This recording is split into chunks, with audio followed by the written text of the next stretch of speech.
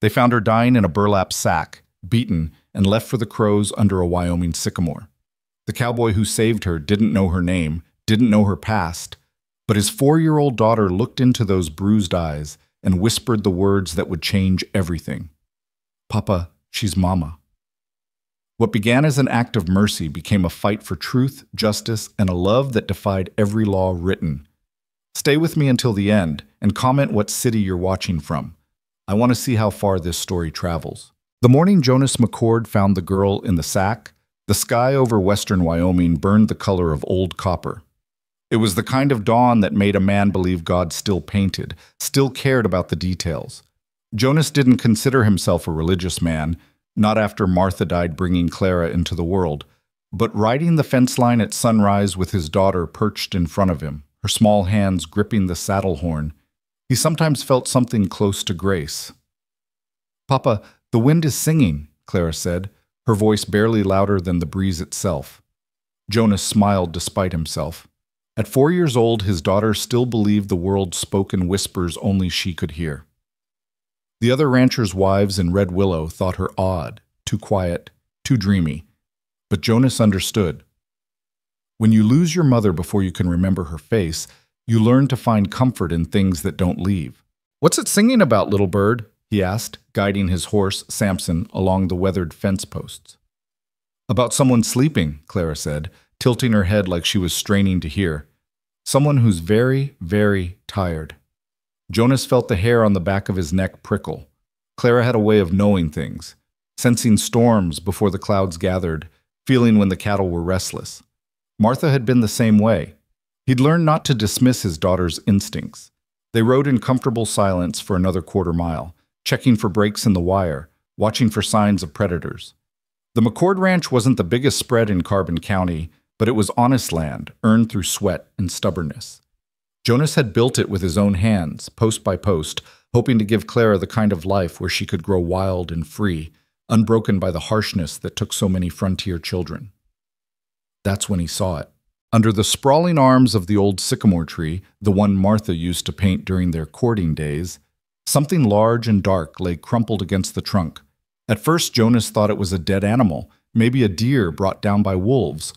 But as Samson drew closer, his steps careful and measured, Jonas's stomach twisted into a cold knot. It was a burlap sack, a large one, stained dark with something that looked too much like dried blood. And it was moving. "Papa?" Clara's voice was small, uncertain. Jonas's hand instinctively went to the rifle in his saddle scabbard, but he didn't draw it. Whatever was in that sack wasn't a threat, it was dying. He could see the shallow, desperate movements, the way the fabric rose and fell with labored breathing. "Stay on the horse, Clara," he said, his voice firm but gentle. "Don't you move, understand?" "Yes, Papa." Jonas dismounted, his boots hitting the hard-packed earth with a soft thud. The morning was eerily quiet now. No birds singing, no insects buzzing, just the sound of his own heartbeat thundering in his ears and that terrible, rattling breathing coming from inside the sack. He approached slowly, the way you'd approach a wounded animal, ready for it to lash out in fear and pain. Up close, he could see the stains weren't just blood. There was dirt, grass, and what looked like char marks, as if the sack had been near fire. "Hello?" Jonas called out, his voice cracking slightly. "Can you hear me?" The movement inside the sack intensified, frantic, desperate. He heard a muffled sound, something between a whimper and a scream, choked off by what he could only imagine was a gag. Jonas pulled his knife from his belt, the blade catching the morning light. "I'm going to cut you free," he said, not knowing if whoever was inside could even hear him. "Don't be afraid." The burlap was thick and coarse, tied at the top with rough hemp rope that had been knotted multiple times. Whoever had done this had wanted to make damn sure their victim couldn't escape. Jonas sawed through the rope with quick, efficient strokes, his hands steady despite the rage building in his chest. When the rope finally gave way, he pulled open the mouth of the sack.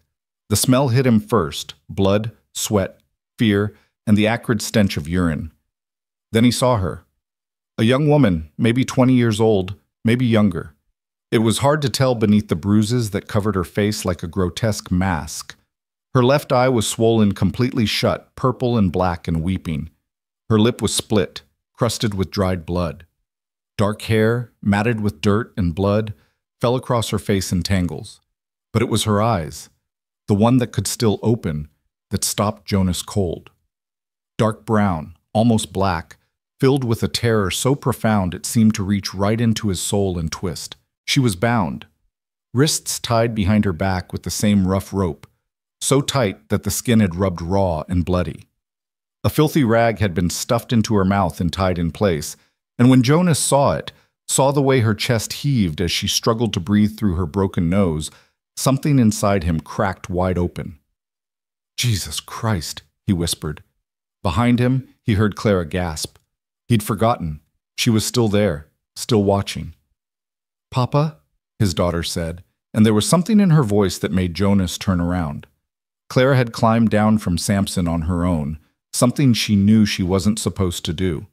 She stood there in her little calico dress, the one with the yellow flowers that had been Martha's favorite, and she was staring at the woman with an expression Jonas had never seen on her face before.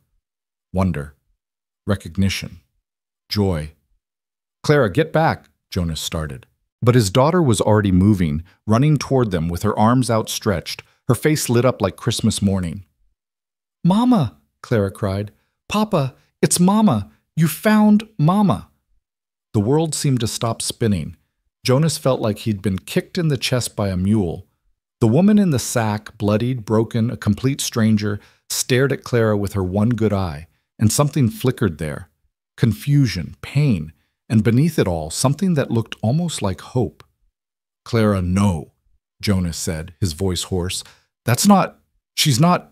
But Clara was already there, dropping to her knees beside the woman, her small hands reaching out to touch the stranger's bruised face with infinite gentleness. "You came back," Clara whispered, tears streaming down her cheeks. "I knew you would.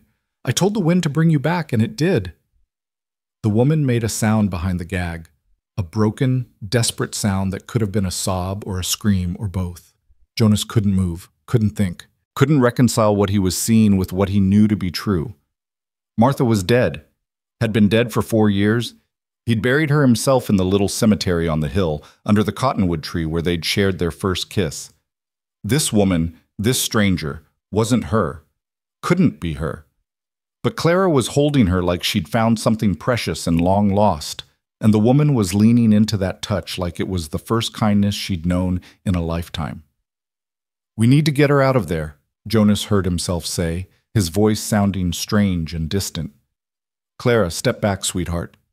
Let me help her." Clara obeyed reluctantly, moving back just enough to give Jonas room to work.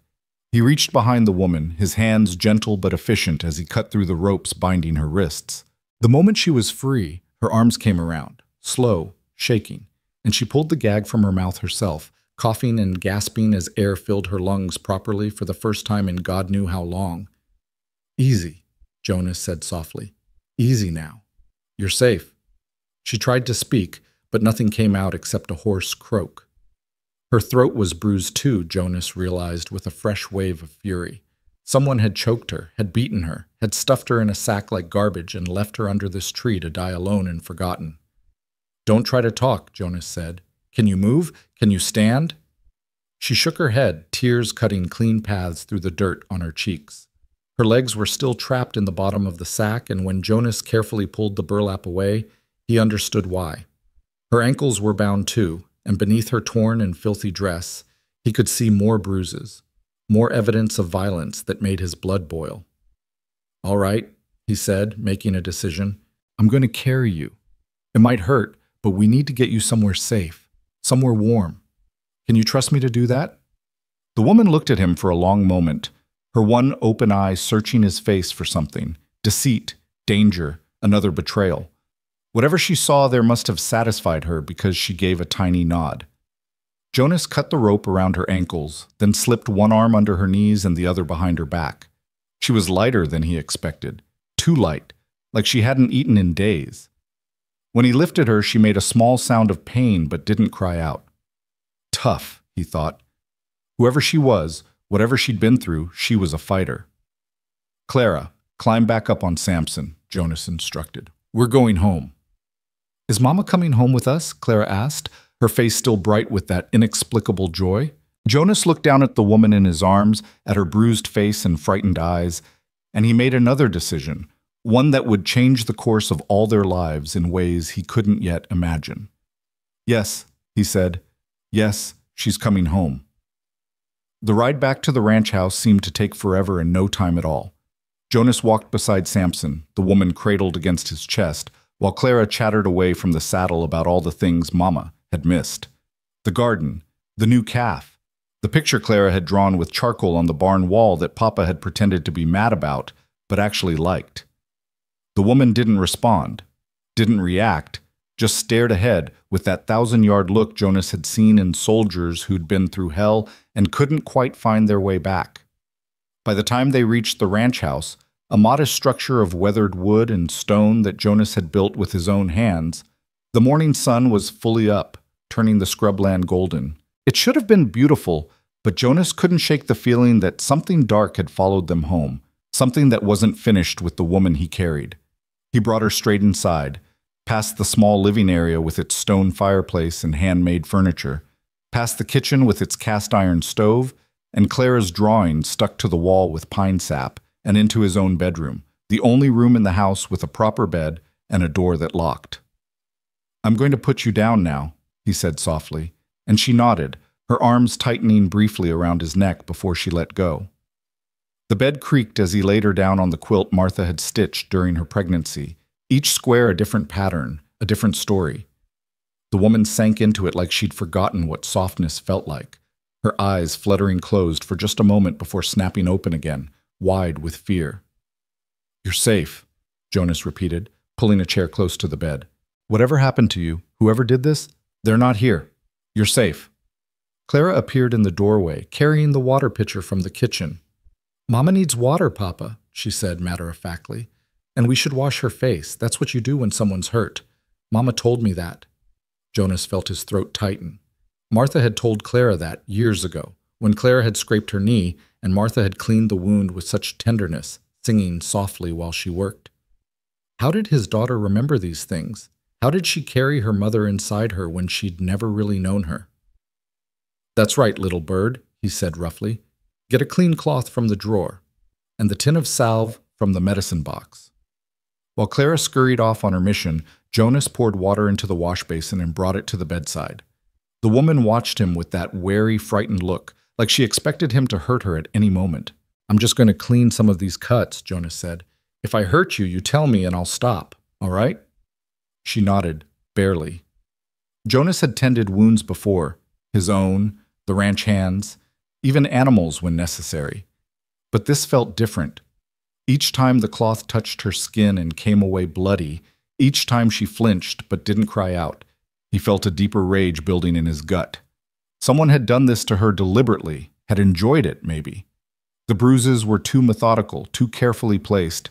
This wasn't a random attack, this was punishment. Clara returned with the cloth and the salve, climbing up onto the bed with the easy confidence of a child who knows she's loved. The woman stiffened at first, but when Clara began humming, a lullaby Jonas used to sing, one Martha had taught him, she slowly relaxed.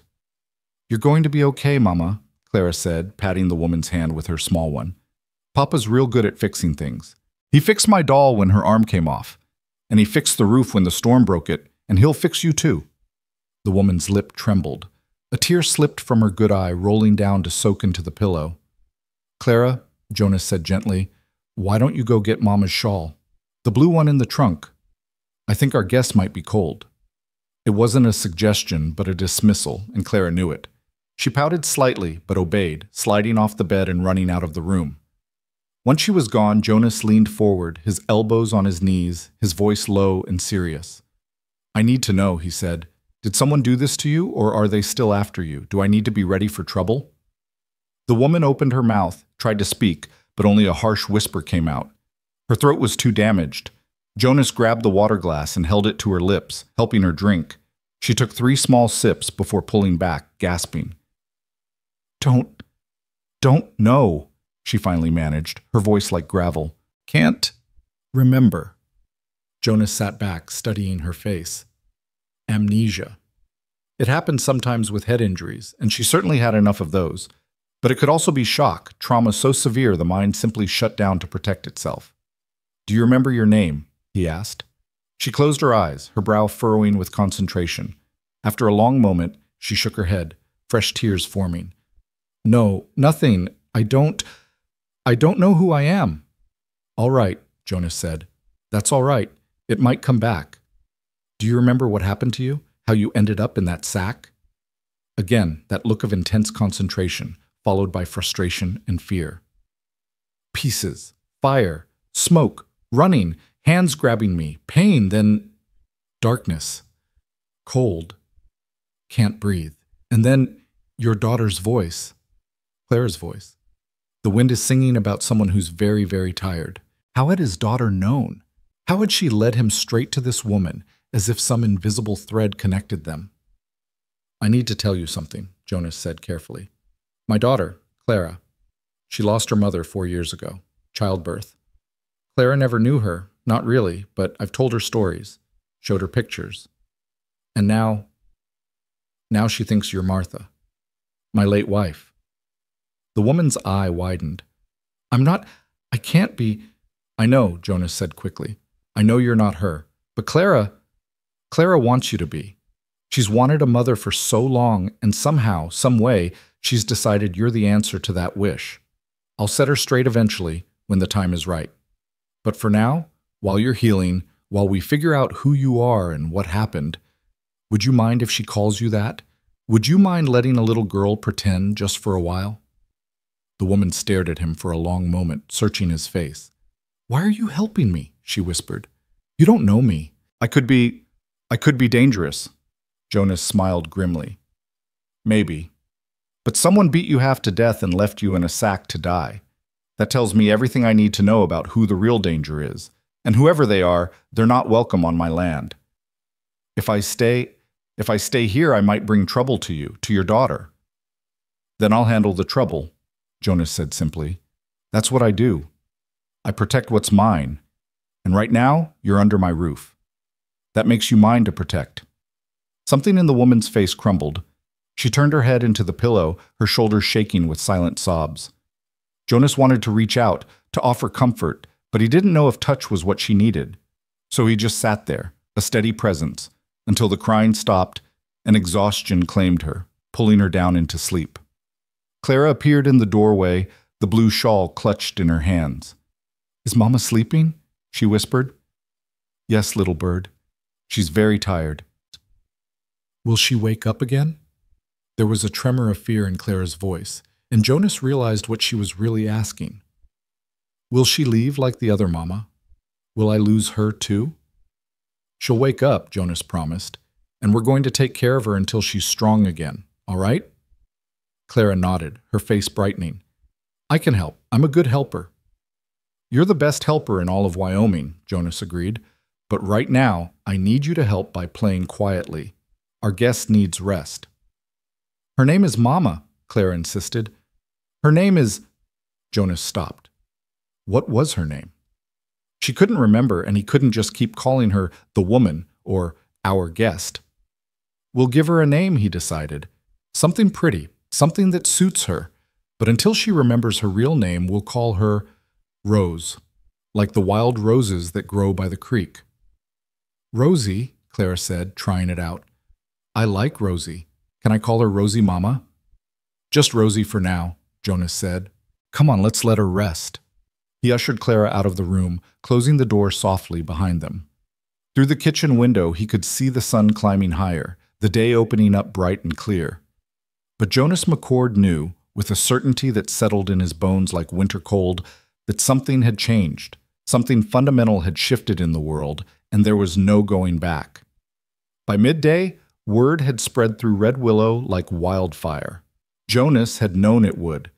Nothing stayed secret in a frontier town where gossip was the primary form of entertainment. He'd sent Clara to the Johnsons' place down the road to fetch Mrs. Johnson, who had nursing experience and could properly tend to Rosie's injuries. Mrs. Johnson had taken one look at the girl and immediately begun asking questions Jonas couldn't answer. Where had she come from? Who had hurt her? Had Jonas informed Sheriff Dawson? Did he know anything about her? "She's under my protection," was all Jonas would say. "That's all that matters." Mrs. Johnson had clucked her tongue disapprovingly, but set to work cleaning and binding Rosie's wounds, applying poultices to the worst bruises, checking for broken bones. Aside from the visible injuries, there were older scars, the kind that spoke of a hard life. Small burns on her hands, thin white lines on her arms, calluses that suggested manual labor.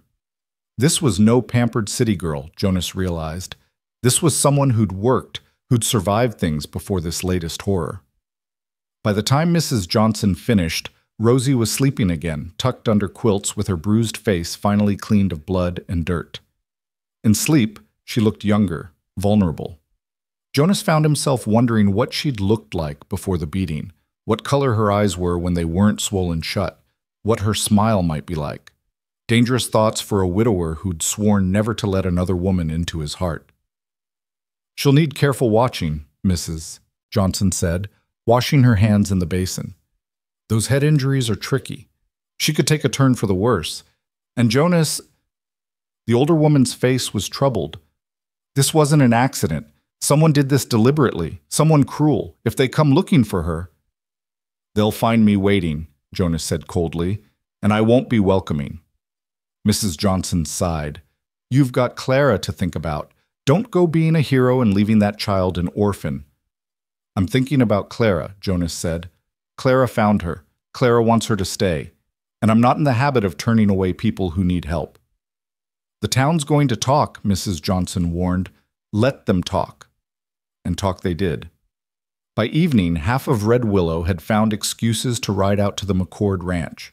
Some brought food, casseroles and pies and bread, pretending it was Christian charity while their eyes scanned the house hungrily, looking for a glimpse of the mysterious woman. Others were more direct, like Tom Henderson, who owned the feed store and fancied himself the town's moral compass. "Jonas, you can't keep a strange woman in your house," Tom said, his thumbs hooked in his suspenders. "It ain't proper. You got a young daughter to think about." "My daughter's fine," Jonas said from the porch, not inviting Tom any closer. "The woman needs help. I'm providing it." "But who is she? Where'd she come from? For all you know, she could be a criminal, could be running from the law." "Could be running from something worse than the law," Jonas countered. "You see what was done to her? Someone beat her near to death and left her to die. I'm not about to hand her over to whoever did that." "Then hand her over to Sheriff Dawson," Tom pressed. "Let him sort it out proper. When she's strong enough to talk, when she remembers something useful, then I'll talk to the sheriff," Jonas said. "Until then, she stays here, under my protection." Tom's face reddened. "People are going to think things, Jonas, about you and this woman, about what goes on in this house." Jonas's hand moved to the rifle propped beside the door. Not a threat, just a reminder. "Let them think what they want. Now get off my property, Tom. And tell the rest of the gossips they're not welcome here unless they're bringing something useful." Tom left in a huff, but Jonas knew it wouldn't be the last visit. The town was divided, some admiring his charity, others suspicious and afraid. Fear made people cruel, and there was nothing people feared more than the unknown. As the sun set, painting the Wyoming sky in shades of purple and gold, Jonas sat on the porch with Clara in his lap. Inside, Rosie slept, her breathing finally steady and even. Outside, the wind picked up, carrying the scent of sage and dust. "Papa," Clara said sleepily, "is Rosie Mama going to stay forever?" "I don't know, little bird," Jonas said honestly. "She doesn't remember who she is or where she came from. Once she remembers, she might want to go home." "But this is her home," Clara insisted. "The wind told me. She belongs here. With us." Jonas kissed the top of his daughter's head, breathing in the scent of her hair, soap and sunshine and innocence. "Maybe you're right. Maybe the wind knows things we don't." "It does," Clara said with absolute certainty. "It always knows." As darkness fell over the ranch, Jonas carried Clara to her bed, tucking her in with the stuffed horse she'd had since birth. Then he returned to check on Rosie, easing the bedroom door open quietly. She was awake, staring at the ceiling with her one good eye. When she heard him, she turned her head, and Jonas saw the fear there. The same fear she'd had when he'd first opened that sack. "Just checking on you," he said softly. "Do you need anything? Water? Food?" "Why?" she whispered, her damaged voice barely carrying across the room. "Why are you doing this?" Jonas leaned against the doorframe, considering his answer. "Because someone has to," he finally said. "Because I found you and I can't unfind you.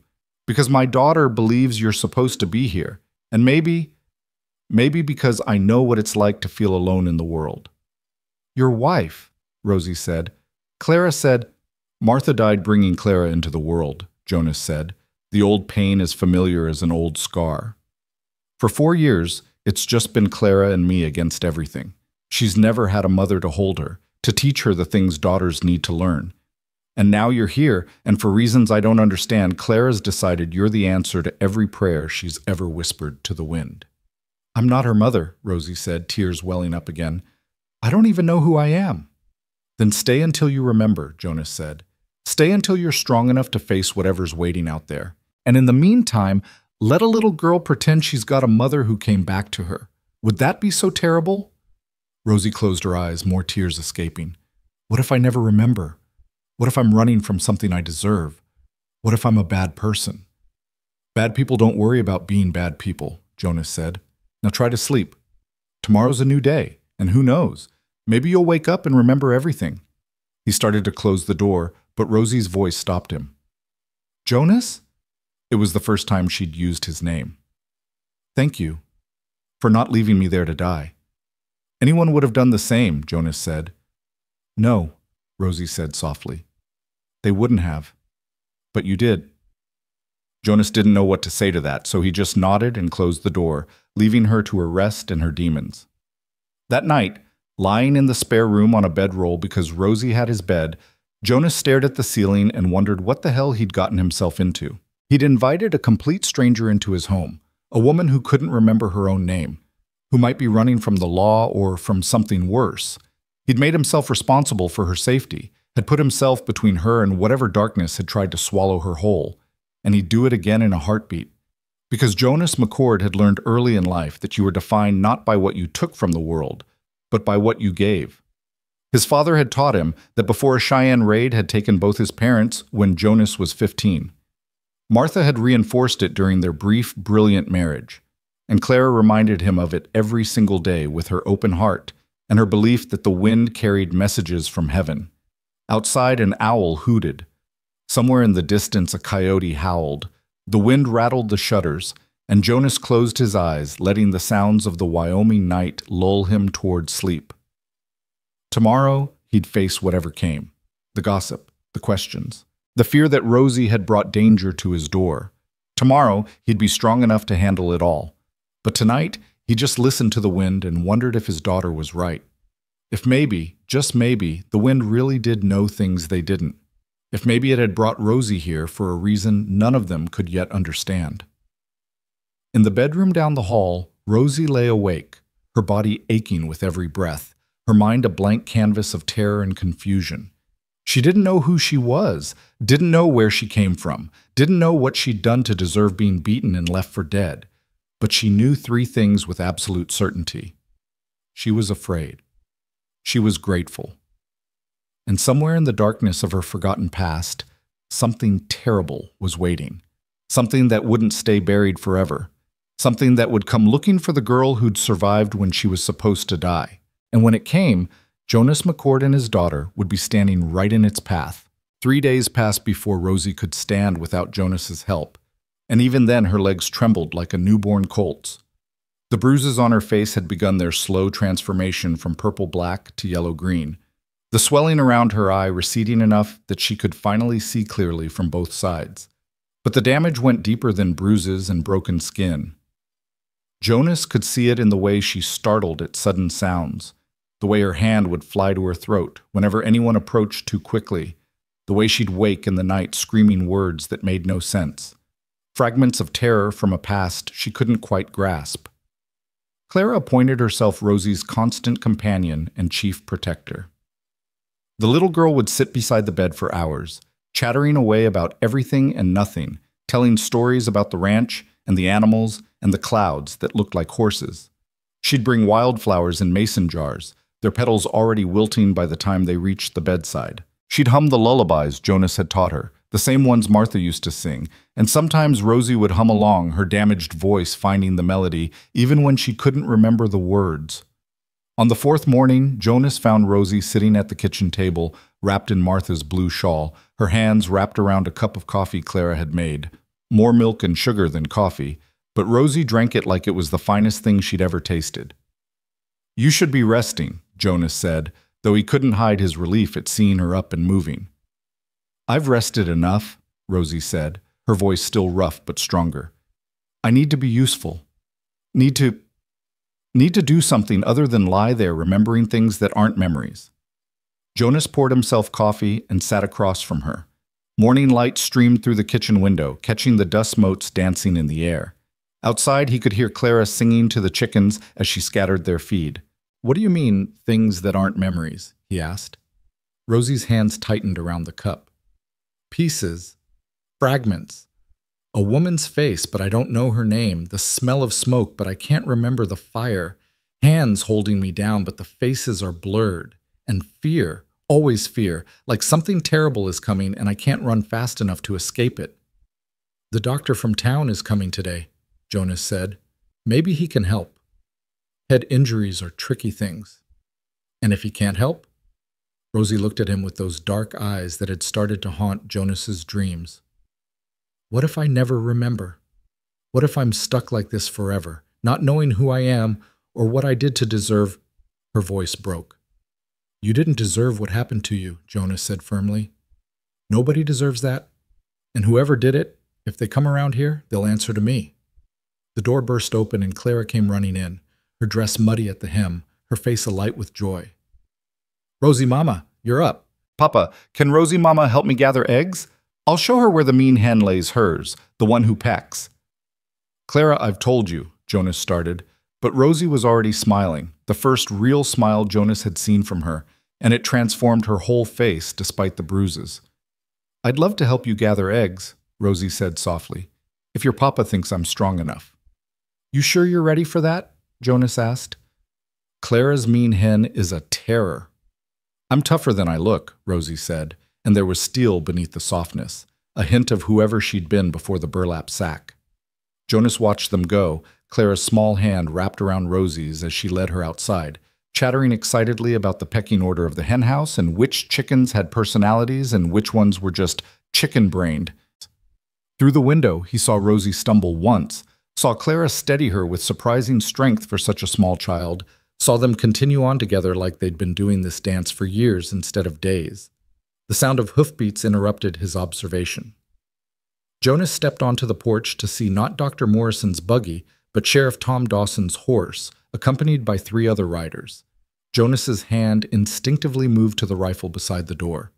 Dawson was a good man, fair and honest, but the men with him, Jonas recognized 2 of them as Henderson's friends from town, the kind who thought a badge gave them authority they didn't have.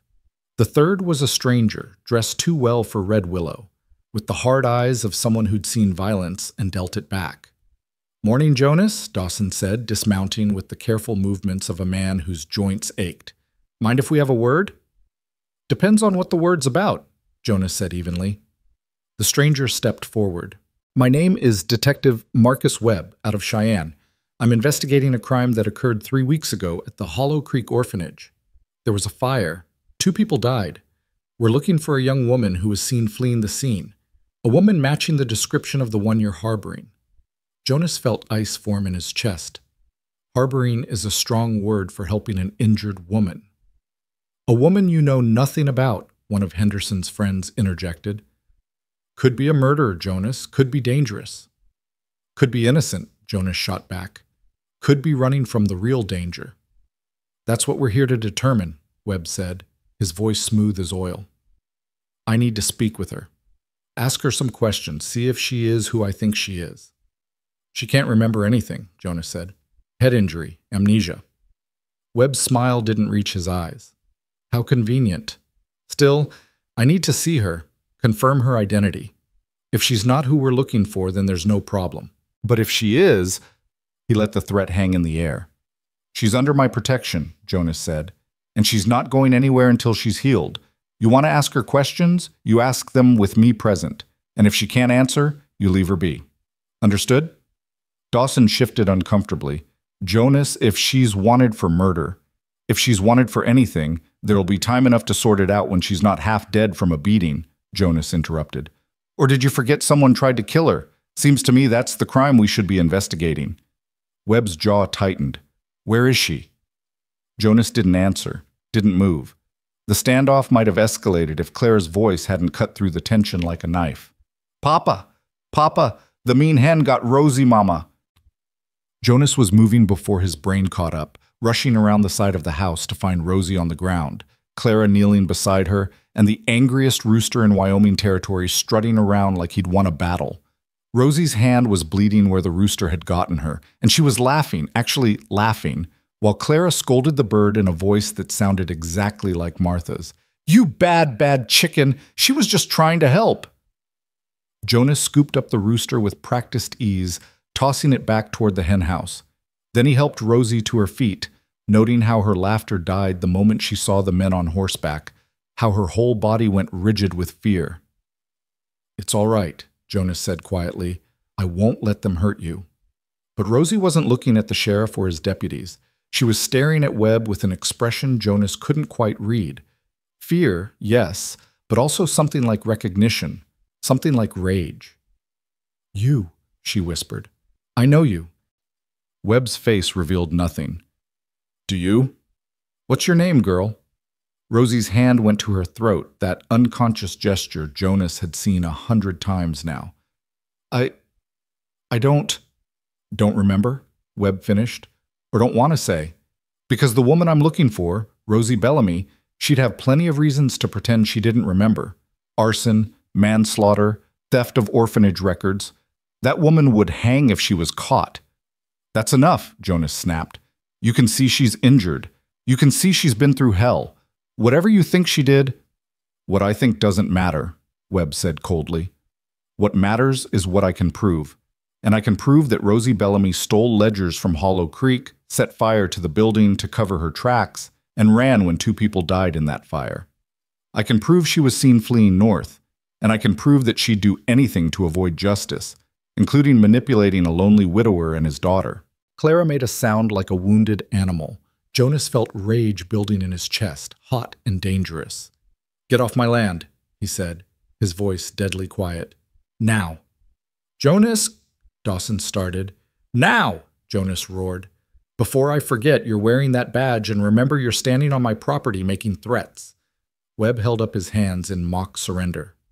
We'll go, but this isn't over. I'll be back with a warrant, and when I come back, Mr. McCord, I'll be taking her with me, whether you like it or not. They rode off, dust rising behind them like smoke. Jonas stood there, his arm around Rosie's trembling shoulders. Clara pressed against his other side and watched until they disappeared down the road. Is it true? Jonas asked finally. Are you Rosie Bellamy? I don't know, she whispered. But when I saw his face, Jonas, when I saw him, I felt it. The fear. Like my body remembered even if my mind doesn't. And the fire, God, I can smell it now. Smoke and burning wood and something else. Something terrible. We need to get you inside, Jonas said, and then you need to tell me everything you remember, even if it's just pieces, because that man is coming back, and when he does, we need to be ready. Inside the house, with Clara sent to her room to play despite her protests, Jonas sat Rosie down at the kitchen table and bandaged her hand where the rooster had gotten her. The cut wasn't deep, but her hands were shaking so badly he had to hold them steady. Start from the beginning, he said, or as close to the beginning as you can get. Rosie closed her eyes, her face screwed up in concentration. There was a building, big, old, gray stone walls and windows with bars. Not a prison, but it felt like one. Cold, always cold, even in summer. And children. So many children, but quiet. Too quiet. Like they'd learned that noise got you punished. The orphanage, Jonas said. Yes, Hollow Creek. I know that name. It's part of me somehow. I worked there maybe, or lived there. I can feel the floorboards under my feet, hear the way they creaked in the west hallway. There was a woman, tall, thin, her face is blurred, but I remember her hands. She wore rings, heavy rings that left marks when she hit you. Jonas felt sick. She hit the children? Everyone. The children, the staff, anyone who questioned her. Mrs. something, I can't. Rosie's breath came faster, her chest heaving. She was selling them. The children. I found the books, the ledgers, names and dates and amounts of money. Children sold like cattle. And when I tried to, she couldn't continue. Tears streamed down her face, her whole body shaking with sobs that came from somewhere deep and broken. Easy, Jonas said, taking her hands again. Easy now. You don't have to remember it all at once. But I have to, Rosie gasped. Because if I'm her, if I'm this Rosie Bellamy he's looking for, then I set that fire. I killed people, and maybe I deserve to hang. Or maybe you were trying to stop something evil and it went wrong, Jonas said firmly. Maybe you're not the criminal here. Maybe you're the witness they want to silence. Rosie looked at him with hope and horror warring in her eyes. You can't know that. I know enough, Jonas said. I know someone beat you nearly to death and left you to die. I know that detective out there didn't seem surprised to find you, almost like he knew where to look, almost like someone told him exactly where you'd be. What are you saying? I'm saying maybe the fire at Hollow Creek wasn't an accident or arson. Maybe it was murder, and maybe they've been hunting you ever since because you know the truth. The words hung in the air between them, heavy with implication. Before Rosie could respond, there was a knock at the door, softer this time, tentative. Jonas opened it to find Dr. Morrison, his medical bag in hand and his face troubled. Heard about the commotion, the old doctor said. Thought I'd best come check on your patient. And Jonas, there's something you should know. Henderson's gathering folks in town, talking about coming out here, taking the girl by force if necessary. Says she's dangerous. Says you're being fooled. Let them come, Jonas said coldly. Jonas, these are your neighbors, your friends. Friends don't form mobs, Jonas said. Now, are you here to help or to lecture? Morrison sighed and came inside, setting his bag on the table. He examined Rosie with gentle efficiency, checking her pupils, testing her reflexes, probing the bruises with careful fingers. When he was done, he sat back and shook his head. Physically, she's healing well, but the head injury, amnesia from trauma can be temporary or permanent. There's no way to know. Sometimes a shock can bring memories back. Sometimes they never return. He looked at Rosie kindly. I'm sorry I can't give you better news, child. Can you tell them that? Jonas asked. Can you tell the sheriff that she's not faking, that she genuinely can't remember? I can tell them, Morrison said, but I don't know if they'll listen. Fear makes people deaf to reason. He packed up his bag and stood. You're doing a good thing here, Jonas, but be careful. Good deeds have a way of getting punished in this world. After the doctor left, Jonas barred the door and checked the windows. The afternoon sun was slanting low, painting everything gold and amber. In her room, Clara was singing softly, unaware of the storm gathering around them. You should run, Rosie said suddenly. You should take Clara and go somewhere safe. I'll turn myself in. I'll face whatever— No, Jonas said flatly. But Clara found you. Clara chose you. And I'm not in the habit of abandoning people who need help, no matter what trouble it brings. He sat down across from her, his face serious. But I need you to promise me something. I need you to keep trying to remember. Because the only way we survive this is if we know the truth. All of it. I'll try, Rosie whispered. But Jonas, what if the truth is worse than not knowing? Then we'll face it together, he said. You, me, and Clara. Whatever comes. That night, Jonas didn't sleep. He sat by the window with his rifle across his lap, watching the road for any sign of torches or riders. The moon rose full and bright, turning the landscape silver and strange. Around midnight, Rosie emerged from the bedroom, unable to sleep either. I remember something else, she said quietly, sitting beside him. A man. Young, kind face. He worked at the orphanage, too. He's the one who told me about the ledgers. Said they were hidden in Mrs. Crowley's office. That's her name, Mrs. Crowley.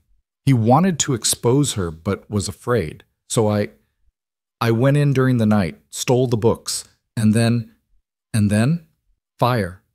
Someone set fire to the building while I was inside. The smoke. I couldn't breathe, couldn't see. I heard screaming, children screaming. I tried to get to them, but the fire was everywhere. And then hands grabbed me, dragged me out. I thought they were saving me, but her hand went to her throat again. They weren't.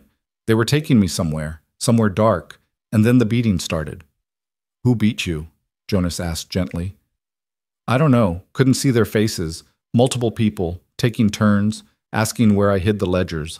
I tried to tell them they were in the fire, but they didn't believe me, kept hitting me, choking me, until everything went black. And then they put you in the sack. I woke up in the dark. Couldn't move. Couldn't breathe. I thought I was buried alive. I thought... She was shaking again. If Clara hadn't found me, if you hadn't stopped... Jonas put his arm around her shoulders, pulling her close. She stiffened for just a moment before relaxing into the comfort, her head resting against his chest. He could feel her heart racing, could feel the tremors that ran through her body.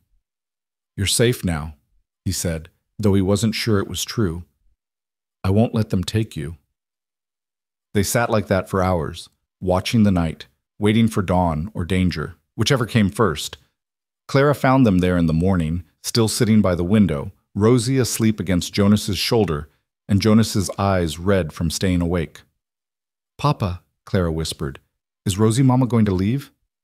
Not if I can help it, Jonas said. Good, Clara said simply. Because the wind says she belongs here. Says she's supposed to stay forever. Jonas looked down at the woman sleeping against him, at the bruises that were slowly fading, at the face that was becoming less a stranger's and more something else, something dangerous to contemplate. Maybe the wind's right, he said softly. The next days passed in tense anticipation. Jonas kept watch, kept his rifle close, kept Rosie and Clara within sight at all times. Neighbors who'd been friendly before now rode past without waving. Henderson spread his poison through town, painting Rosie as a murderer and Jonas as a fool. The sheriff sent word that Webb was gathering evidence, preparing a warrant. And through it all, Rosie's memories kept returning in fragments. She remembered the orphanage's layout, could draw a map of the rooms from memory. She remembered children's names, Emily, Thomas, little Sarah who never spoke. She remembered the young man who'd helped her, Daniel something, with sandy hair and a crooked smile, who'd disappeared the night of the fire. She remembered Mrs. Crowley's face now, hard and cruel and wealthy, beyond what an orphanage matron should be. But she couldn't remember who she'd been before Hollow Creek, couldn't remember her family or her past. It was like her life had started the day she arrived at that terrible place and ended the night it burned. On the 7th day after Webb's visit, Clara came running from the barn where she'd been playing, her face pale with fear. Papa! Papa! There are men coming! Lots of men! Jonas grabbed his rifle and stepped onto the porch. Down the road he could see them, at least 20 riders, maybe more. Some carried torches despite the daylight, some carried rifles. At their head rode Webb, Henderson, and reluctantly Sheriff Dawson. Rosie appeared behind Jonas, her face set with grim determination. I won't let them hurt you or Clara because of me. I'll go with them. Like hell you will, Jonas said. Jonas, there are too many. I don't care if there's 100, Jonas said. They want you. They go through me first. Clara grabbed Rosie's hand, holding tight. You're not leaving. You're my mama. Mamas don't leave. The riders stopped at the edge of Jonas's property. Webb rode forward alone, holding up a paper. Jonas McCord, he called. I have a warrant for the arrest of Rosie Bellamy, wanted for arson and manslaughter. Hand her over and there doesn't have to be trouble. There's already trouble, Jonas called back. You brought it. Now turn around and get off my land. Can't do that, Webb said. This is the law. You're harboring a criminal. I'm protecting an innocent woman who was beaten and left for dead, Jonas corrected. And until I know the whole truth, she's not going anywhere. Henderson urged his horse forward. Jonas, be reasonable. She killed people. Set fire to an orphanage with children inside. Did she? Jonas challenged. Or did someone else set that fire and blame her for it? Convenient, isn't it? The one person who knew about the corruption at Hollow Creek suddenly becomes the scapegoat for murder. Webb's face darkened. You don't know what you're talking about. I know plenty, Jonas said. I know Mrs. Crowley was selling orphans. I know someone wanted those ledgers destroyed badly enough to commit murder. And I know you showed up here mighty quick, Detective Webb, almost like you knew exactly where to find the girl everyone thought was dead. The crowd shifted uneasily. Dawson looked troubled, but Henderson pushed on. Listen to him! He's been bewitched by the woman, probably sleeping in his bed while his poor wife's barely cold in the ground. Jonas's hand tightened on the rifle. Take that back, Henderson. Take it back, or so help me. Papa, no, Clara cried. And then Rosie did something that shocked everyone. She stepped forward, moving past Jonas to stand at the edge of the porch, fully visible to the crowd. The bruises on her face were still visible, the marks on her throat clear even from a distance. You want me? She called out, her voice carrying across the yard. Then come get me. But look at me first. Really look. Does this look like the work of justice? Or does it look like someone tried to silence me? The crowd murmured. Some of the men looked uncomfortable. Who beat you?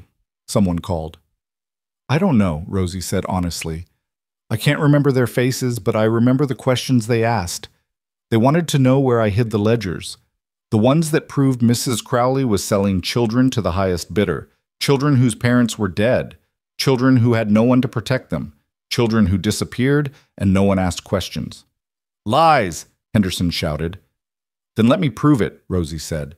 Let me show you the ledgers. I hid them before the fire, somewhere safe where even I couldn't find them easily. Let me take you there. Let everyone see the truth. Webb's horse danced nervously. The ledgers burned in the fire. Did they? Rosie smiled grimly. Then you have nothing to worry about. But if I can produce them, if I can show everyone what was really happening at Hollow Creek, then maybe we can talk about who the real criminals are. Jonas stared at her. She'd never mentioned hiding the ledgers, had never said she knew where they were. Was it true? Or was she bluffing, buying time? Where? Webb demanded. Not until I have protection, Rosie said. Not until Sheriff Dawson, and only Sheriff Dawson, agrees to come with us. And not until Jonas can be there to make sure I don't have an unfortunate accident along the way. Dawson urged his horse forward. If you're lying, girl, then I'll hang, Rosie said simply. But if I'm telling the truth, then someone else swings. Someone who killed 2 people and tried to kill me. Someone who's been selling children for profit. Someone who's probably in this crowd right now hoping you'll shoot me before I can talk. The silence was profound. Jonas could see Webb's hand moving toward his gun, could see the calculation in his eyes. Don't, Jonas said quietly, raising his rifle. Don't even think about it. This is insane, Henderson blustered. She's playing you all for fools. Maybe, Dawson said slowly. Or maybe she's telling the truth. Either way, we do this proper. Girl comes into town under my protection. Tomorrow morning, she shows us where these ledgers are. If she's lying, she hangs. If she's telling the truth, he looked hard at Webb. Then we got bigger problems than one scared girl. Webb's face was stone. Fine, but she comes now, tonight. Can't risk her running. She stays here, Jonas said, under my guard. You have my word she'll be in town come morning. Your word isn't good enough. Then we got ourselves a standoff, Jonas said, because I'm not letting a mob take her. You want her in custody, proper custody, then Dawson can stay here tonight. But the rest of you, especially you, Webb, you clear off my property. Now. The crowd shifted again, uncertain. They'd come ready for a fight, but faced with the bruises on Rosie's face, with her calm words and Jonas's unwavering stance, their bloodlust was cooling. Finally, Webb spoke through gritted teeth. Tomorrow morning, sunrise. If those ledgers don't exist, McCord, you'll hang beside her for harboring a fugitive. I'll take that risk, Jonas said. Slowly, reluctantly, the mob dispersed. Henderson argued, threatened, but Dawson ordered him back, and eventually they all rode away, all except the sheriff, who dismounted and walked toward the house with his hands visible and empty. That was either the bravest or the stupidest thing I've ever seen, Dawson said quietly. Please tell me you know what you're doing." "Not even a little," Jonas admitted. "But I know she's telling the truth. I feel it in my bones." "Hope your bones are right," Dawson said, "because come morning, all our lives might depend on it." That night passed slower than any Jonas had known. Dawson made himself comfortable on the porch with a bedroll and his own rifle, a silent sentinel between the house and whatever darkness might come creeping back. Inside, Clara finally fell asleep after making Rosie promise 3 times that she wouldn't leave, that she'd be there when the sun came up, that everything would be all right, even though none of them knew if that was true. Jonas found Rosie standing at the kitchen window, staring out at nothing, her arms wrapped around herself like she was trying to hold her own pieces together. "You never told me you knew where the ledgers were," he said quietly. "I didn't know," Rosie admitted, not turning around. "Not until I saw Webb's face. Then it came back, clear as day. The night of the fire, before everything went to hell, I took those books and I ran.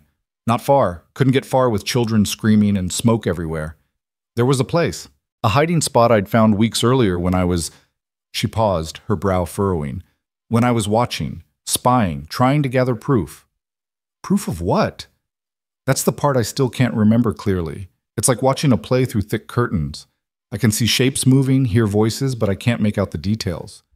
She turned to face him, and in the lamplight her face looked older than her years, etched with a weariness that went soul deep. "Jonas, what if I'm wrong? What if the ledgers aren't there anymore? What if someone found them, destroyed them?" "Then we deal with that when it comes," Jonas said. "But I saw Webb's face too. He knows you're telling the truth. He's scared of what you might reveal." "Which means he's involved," Rosie said. "Which means tomorrow, when we go looking for those books, we'll be walking into a trap." "I know." "You could still back out. Take Clara and—" "Stop," Jonas said firmly, crossing the room to stand before her. "Stop trying to push us away. Stop trying to shoulder this alone. Whatever happens tomorrow, we face it together. That's not negotiable." Rosie's eyes filled with tears. "I don't deserve this. Don't deserve you or Clara or any of this kindness. I'm nobody. I can't even remember who I was before—" "You're somebody to Clara," Jonas interrupted. "You're somebody to me. And whoever you were before doesn't matter as much as who you're choosing to be now. You could have run, could have disappeared into the night and saved yourself, but you stood on that porch and faced down a mob to protect us. That tells me everything I need to know about who you are." She was crying openly now, silent tears tracking down her bruised cheeks. Without thinking, Jonas reached up and brushed them away with his thumb, his hand lingering against her face. The moment stretched between them, charged with something neither of them had words for, something that felt like the edge of a cliff, terrifying and exhilarating all at once. "Jonas," she whispered. "I know," he said, dropping his hand but not stepping back. "I know it's too soon. I know it's probably wrong. But I need you to know. If we don't make it through tomorrow, I need you to know that having you here, watching you with Clara, seeing you fight to remember, to survive, to be brave when you have every reason to give up, it's woken something in me I thought died with Martha. And I'm not sorry for it."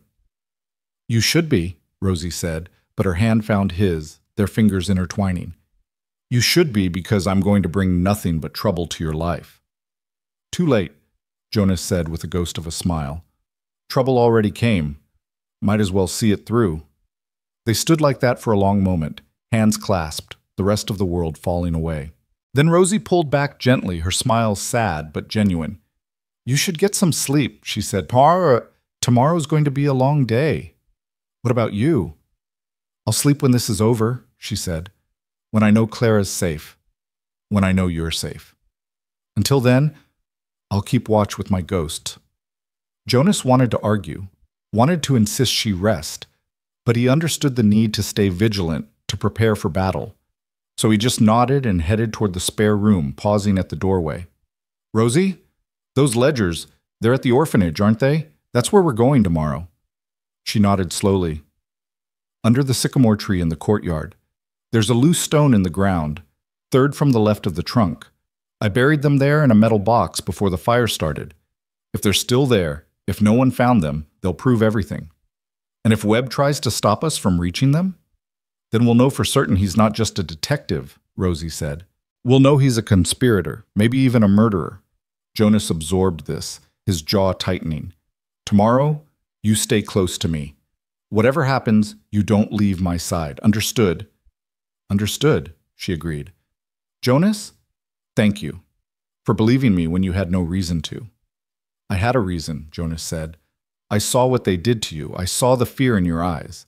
And I saw the way Clara looked at you and knew, really knew, that you were meant to be here. Sometimes you have to trust things you can't explain. After he left, Rosie returned to the window, watching the night sky. Somewhere out there, the ruins of Hollow Creek waited, along with answers that might save her or damn her. Somewhere out there, people who wanted her dead were making plans. And somewhere in the darkness of her fractured memory, the truth was hiding, waiting to be dragged into the light. Dawn came cold and gray, the sun hidden behind thick clouds that promised rain. Clara woke early, sensing the tension in the house, and clung to Rosie with a desperation that broke hearts. You're coming back, Clara said, not a question, but a command. You promised. I'll do everything I can, Rosie said, kneeling to look the little girl in the eyes. But Clara, if something happens, if I don't come back, I need you to remember something. Your papa loves you more than anything in this world. He'll take care of you. He'll keep you safe. And Her voice caught. I'm so grateful I got to know you, even for just a little while. You gave me something I didn't know I needed. A family, Clara said simply. Yes, Rosie whispered, pulling the child into a fierce hug. A family. Jonas watched from the doorway, his heart in his throat. He'd asked Mrs. Johnson to come stay with Clara while they were gone, and the older woman arrived just as the sun began to break through the clouds, her face grim, but her resolve steady. You bring that girl back safe, Mrs. Johnson said to Jonas. Whatever the truth is, she deserves a fair hearing, not a mob, not a hanging, justice. That's what I'm aiming for, Jonas said, checking his rifle one last time. Dawson was already mounted, his face showing the sleepless night he'd endured. From down the road, Jonas could see other riders approaching, Webb at the head, flanked by 6 men who looked more like hired guns than lawmen. Henderson was there too, his face red with excitement and righteousness. The townsfolk who'd come the day before were notably absent, their bloodlust apparently cooled by the light of day. Ready? Dawson asked as Jonas helped Rosie onto Samson before mounting behind her. As we'll ever be, Jonas replied. The ride to Hollow Creek took 2 hours, following a rutted road that wound through hills covered in sage and scrub pine. No one spoke much. Webb kept glancing back at Rosie with an expression Jonas couldn't quite read. Calculation mixed with something that might have been fear or might have been anticipation. Henderson muttered prayers under his breath, convinced he was riding toward God's justice.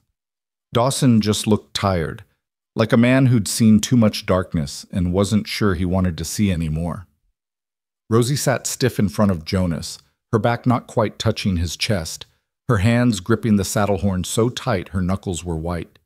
Every few minutes, a tremor would run through her body, and Jonas would quietly ask if she was all right. She never answered, just nodded once and kept her eyes fixed on the horizon. When Hollow Creek finally came into view, Jonas understood why Rosie had gone silent. The orphanage was a monument to misery. 3 stories of gray stone, windows like dead eyes, surrounded by a high wall that made it look more like a prison than a home for children. One wing was blackened and partially collapsed, victim of the fire that had started everything. The grounds were overgrown, abandoned since the tragedy, and an air of desolation hung over the place like a shroud. Jesus, Dawson muttered. This is where they kept children? Welcome to Hollow Creek, Rosie said, her voice distant, where hope came to die. They dismounted at the gate, which hung open on broken hinges. Webb's men fanned out, hands on their weapons, and Jonas felt the trap closing around them. But there was no turning back now. The courtyard, Rosie said, her voice stronger now. The sycamore tree. That's where we need to go. They walked through the gate and across grounds that showed signs of hasty abandonment. Children's toys lay scattered and broken. Laundry still hung on lines, now tattered by weather and time, and everywhere the smell of old smoke and older sins. The courtyard was in the center of the complex, surrounded by the building on three sides. A single ancient sycamore tree stood in the middle, its branches bare and reaching toward the gray sky like accusing fingers. At its base, the ground was covered in fallen leaves and debris. Rosie walked toward it like she was approaching an altar or a gallows, her steps measured and deliberate. Jonas stayed close, his hand near his rifle. Dawson flanked her other side. Webb and his men formed a loose circle around them, cutting off any escape. "Third stone from the left," Rosie said, more to herself than anyone else. She knelt at the base of the tree, her hands pushing aside leaves and dirt. "It should be here." Her fingers found the edge of a stone, slightly raised from the others. She pried at it, her nails breaking, until Jonas knelt beside her and used his knife to lever it up. Beneath was a hollow space, and nestled in it was a metal box, rusted but intact. The silence was profound. "Open it," Webb said, and there was something in his voice that made Jonas's skin crawl. Not curiosity, not the voice of a man seeking truth, the voice of a man watching his carefully laid plans unravel. Rosie lifted the box with shaking hands. The lid was stuck, sealed by rust and time, but Jonas forced it open with his knife. Inside were 3 leather-bound ledgers, their pages yellowed but readable, and a smaller book that looked like a diary. Rosie opened the first ledger, her eyes scanning the pages. "Names," she whispered. "Children's names. Dates they arrived, dates they left, and amounts. Money paid for each one." She looked up at Dawson, her face pale. "They sold 47 children in 3 years. Some for labor, some for—" She swallowed hard. "Worse purposes. And here," she pointed to a column of initials. "These are the buyers, or at least their codes." Dawson took the ledger, his expression growing darker with each page he turned. "This is enough to hang a dozen people," he said quietly. "This is conspiracy. Human trafficking, child slavery." He looked at Webb. "Did you know about this?" "Of course not," Webb said smoothly. "That's why I was investigating. That's why this girl became a suspect when—" "Liar," Rosie said, opening the diary. Her hands were steadier now, her voice clearer. "This is my diary. I remember now. I remember everything." She began to read aloud. "May 14th, 1892. Detective Marcus Webb arrived today. He spent an hour in Mrs. Crowley's office. When he left, she was smiling. I followed him to the edge of town. He met with a man in a black carriage. They talked for 20 minutes. The man gave Webb an envelope. When I snuck back to check the ledgers later, 3 children's names had been added to the list. Thomas Reed, age 6. Emily Hartman, age 7. Sarah Black, age 4. Webb's face had gone pale. "That's a fabrication. She wrote that after—" "May 28th, Rosie continued, her voice growing stronger. "Webb came back, this time with others. I recognized one from the general store in town, Thomas Henderson. They inspected the children like they were livestock. Henderson specifically asked about the young boys. Said he needed workers who wouldn't ask questions. Mrs. Crowley negotiated prices while I hid in the pantry and wrote everything down." Henderson's face went from red to white to red again. "She's lying. I'm a respectable businessman." "June 3rd, Rosie read, her eyes never leaving the page. "I confronted Daniel about what I'd seen. He said he'd noticed the same things. Children disappearing, records being altered, money changing hands. He wanted to go to the authorities, but I told him the authorities were involved. We decided to steal the ledgers, to gather enough proof that even the corrupted law couldn't ignore it. That night, we made our plan." "Where's Daniel now?" Jonas asked quietly. Rosie's face crumbled. "Dead. He died in the fire. He was supposed to get the children out while I got the ledgers, but someone—" She looked at Webb. "Someone locked the doors from the outside, locked them and set the fire. Daniel and Mrs. Crowley's assistant, a woman named Grace who'd helped us, they were trapped inside. I only survived because I'd already gotten out through a window. But they caught me. They caught me and they beat me, and they asked where the ledgers were. And when I wouldn't tell them, they decided it was easier to make me disappear entirely." "This is insane," Webb said, but his hand was moving toward his gun. "She's clearly delusional. The trauma has made her imagine. The problem with lies, Dawson said conversationally, his own gun now drawn and pointed at Webb, is that truth has a way of shining through. And this truth, he gestured to the ledgers, this is pretty damn bright. Now I suggest you put your hands where I can see them, detective, because you're under arrest for conspiracy to commit murder, human trafficking, and being a general piece of horse shit. Webb's men shifted nervously, unsure where their loyalties lay now that their employer was revealed as a monster. Henderson tried to run, but Jonas was faster, tripping him and pinning him to the ground with a knee in his back. "You sold children," Jonas said, his voice shaking with rage. "You sold babies to slavers and predators. For what? Money?" "You don't understand," Henderson wheezed. "The economy. The town needed. We were just doing business." "Business," Jonas repeated, pressing harder. "You called selling children business." "McCord, enough," Dawson said. "I need him alive to stand trial. Let him up." Jonas wanted to press harder, wanted to make Henderson suffer the way those children must have suffered. But he forced himself to stand, to step back, to let justice take its course even though every fiber of his being screamed for immediate vengeance. Webb made his move then, drawing his gun with the speed of a professional. But he didn't aim at Dawson or Jonas. He aimed at Rosie. "Those ledgers die with you," he said coldly. "Should have made sure the first time." The gunshot echoed across the courtyard, but it wasn't Webb's gun that fired. Dawson had been faster, his bullet catching Webb in the shoulder and spinning him around. Webb's shot went wild, hitting the sycamore tree and sending bark flying. Before Webb could recover, Jonas had his rifle trained on him, and Dawson's deputies, who'd been hanging back until now, finally moved in to disarm and restrain the wounded detective and his men. "It's over," Dawson said, though his voice held no triumph. "It's finally over." Rosie sat on the ground beside the ledgers, shaking so hard her teeth chattered. Jonas went to her, wrapping his coat around her shoulders and pulling her close. "You did it," he said quietly. "You remembered. You faced them. It's done." "Daniel's still dead," she whispered. "Grace is still dead. And 47 children are still out there somewhere, sold to God knows who, suffering God knows what." "But now we have names," Dawson said, approaching them. "Now we have proof. We can find those children, we can bring them home, and we can make sure everyone involved hangs for what they've done." He looked at Rosie with something like respect. "Miss Bellamy, on behalf of the law, the real law, I apologize for what you've endured, and I promise you, we'll set this right." "Can you bring back the dead?" Rosie asked bitterly. "No," Dawson admitted, "but we can give them justice. That's the best any of us can do." The ride back to town was somber. Webb and Henderson were bound and gagged, their men disarmed and subdued. The ledgers were carefully wrapped and placed in Dawson's saddlebag, evidence that would topple prominent citizens and maybe even reach into the territorial government.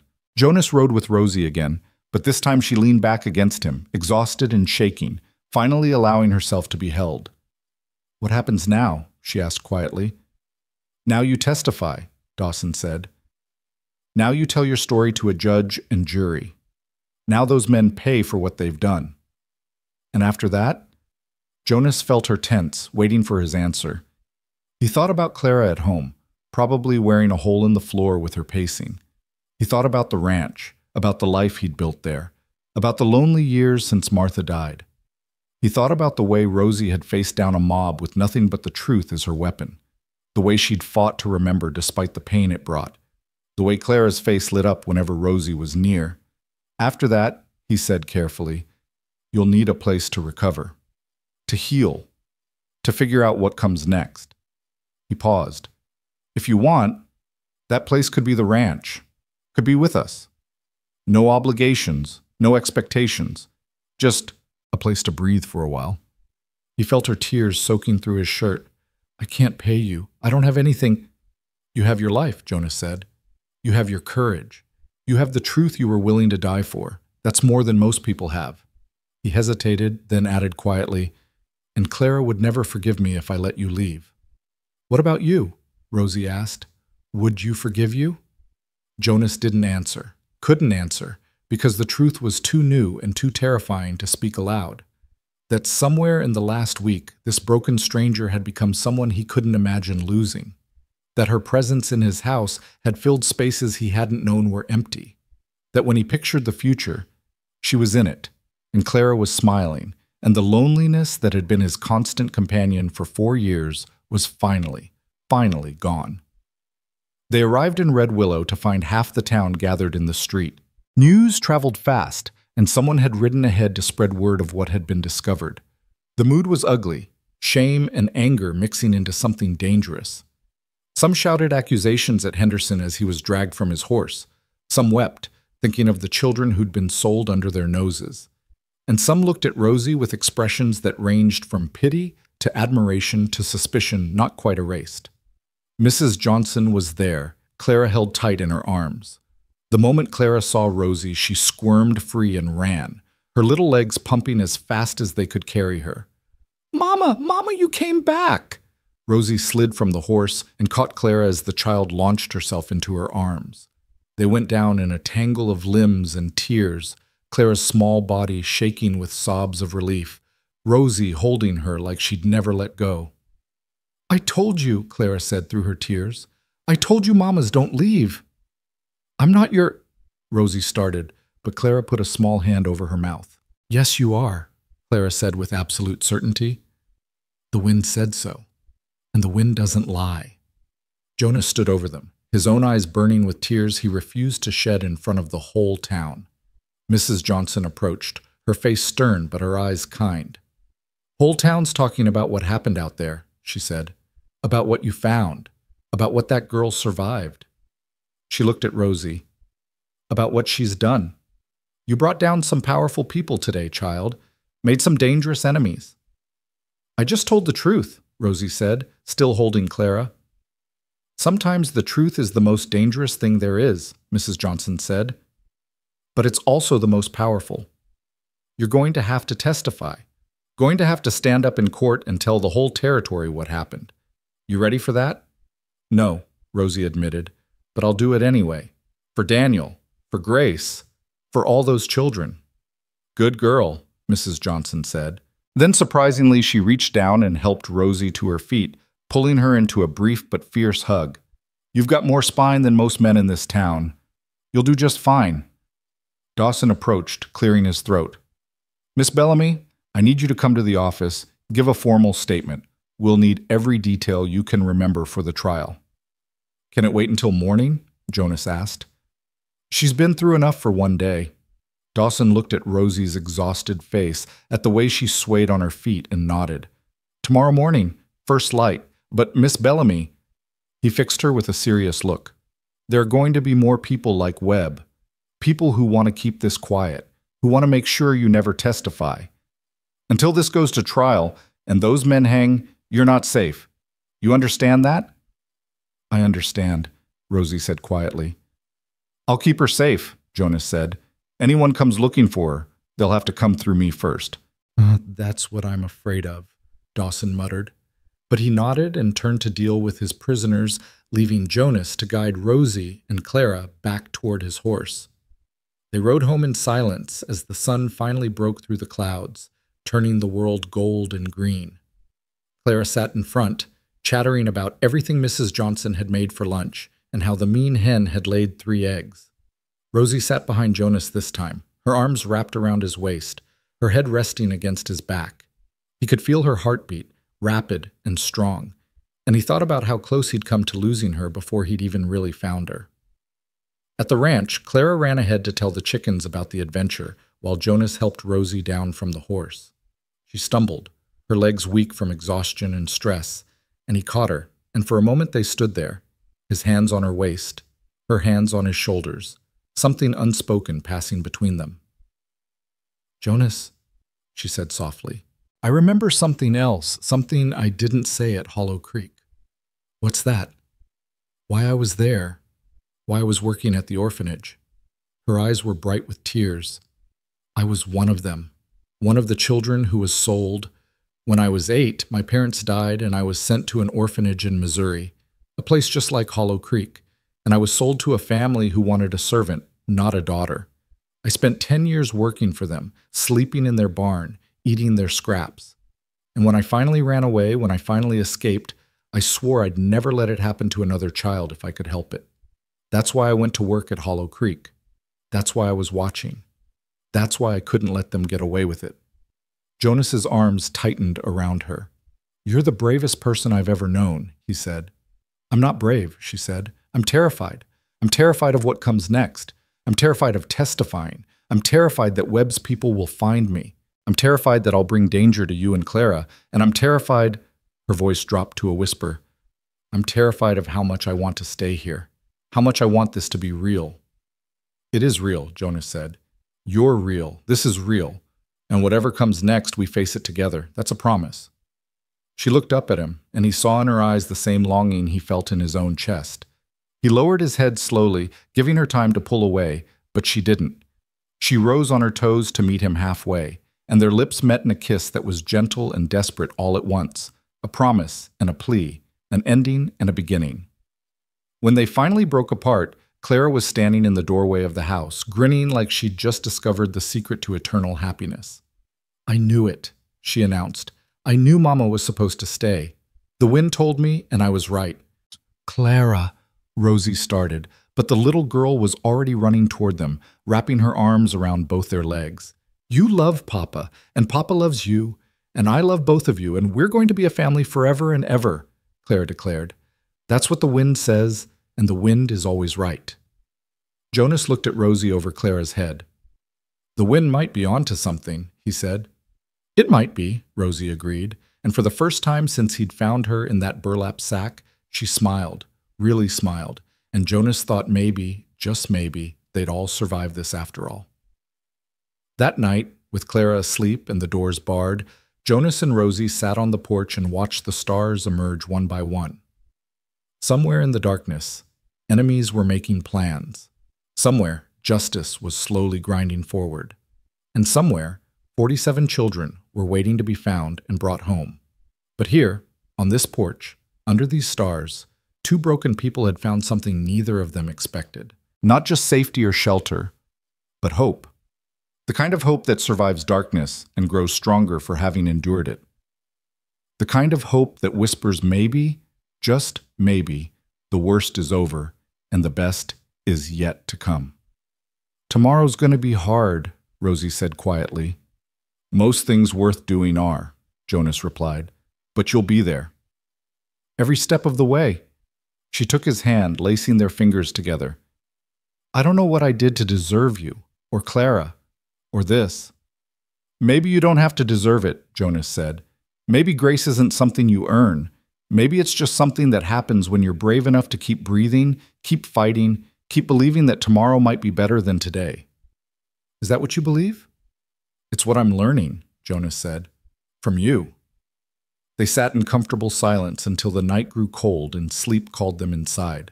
Tomorrow would bring challenges neither of them could predict. But tonight they had each other. They had Clara and they had hope.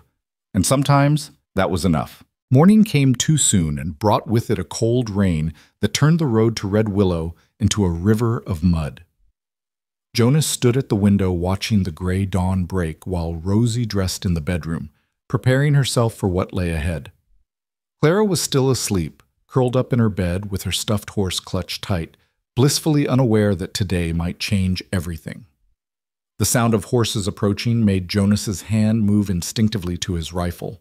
But it was only Dawson, accompanied by two deputies Jonas recognized. Good men, honest men, the kind you wanted at your back when the world turned ugly. "Time to go," Dawson called from the yard, rain dripping from the brim of his hat. Rosie emerged from the bedroom wearing one of Martha's old dresses that Mrs. Johnson had altered to fit her smaller frame.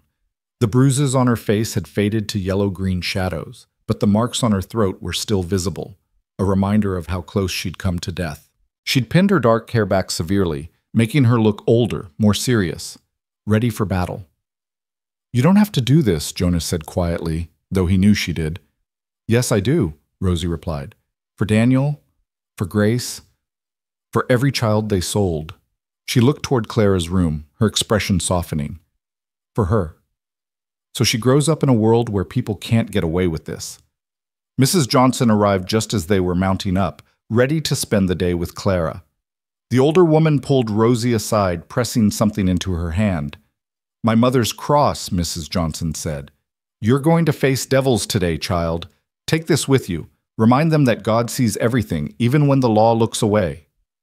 Rosie's fingers closed around the small silver cross, her eyes bright with unshed tears. Thank you. Don't thank me yet, Mrs. Johnson said grimly. Thank me when this is over, and you're still standing.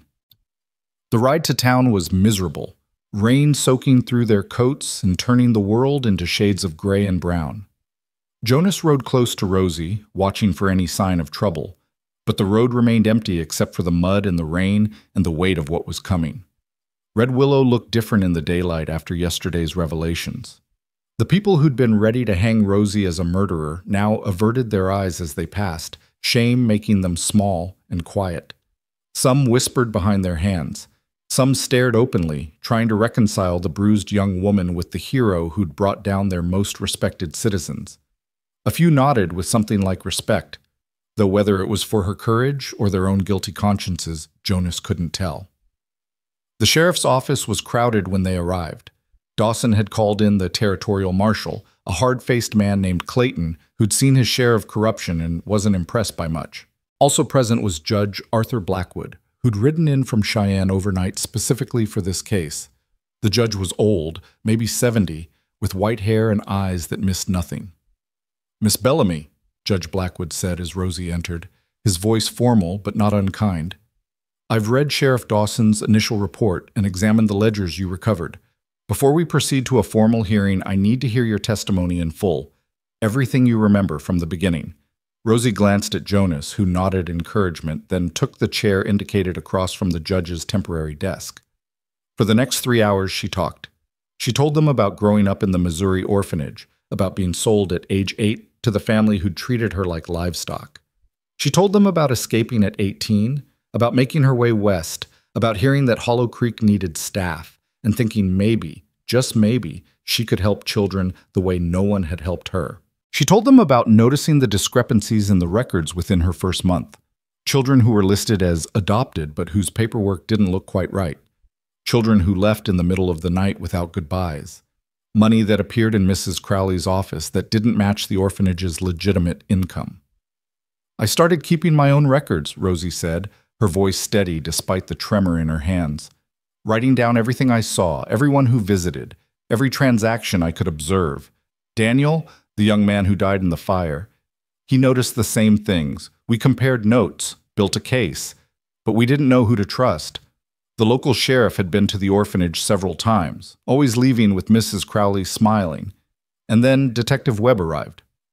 Tell me about Webb, Marshal Clayton interjected, his first words since the testimony began. Rosie's face hardened. He came ostensibly to investigate complaints about conditions at the orphanage. But I saw him meet with Mrs. Crowley privately, saw money change hands, and after his visits, the sales would increase. Children who'd been there for years suddenly had adoptions arranged. I followed Webb once, saw him meet with men in expensive suits, men who didn't look like they wanted children out of charity. Can you identify these men? The judge asked. Some, Rosie said.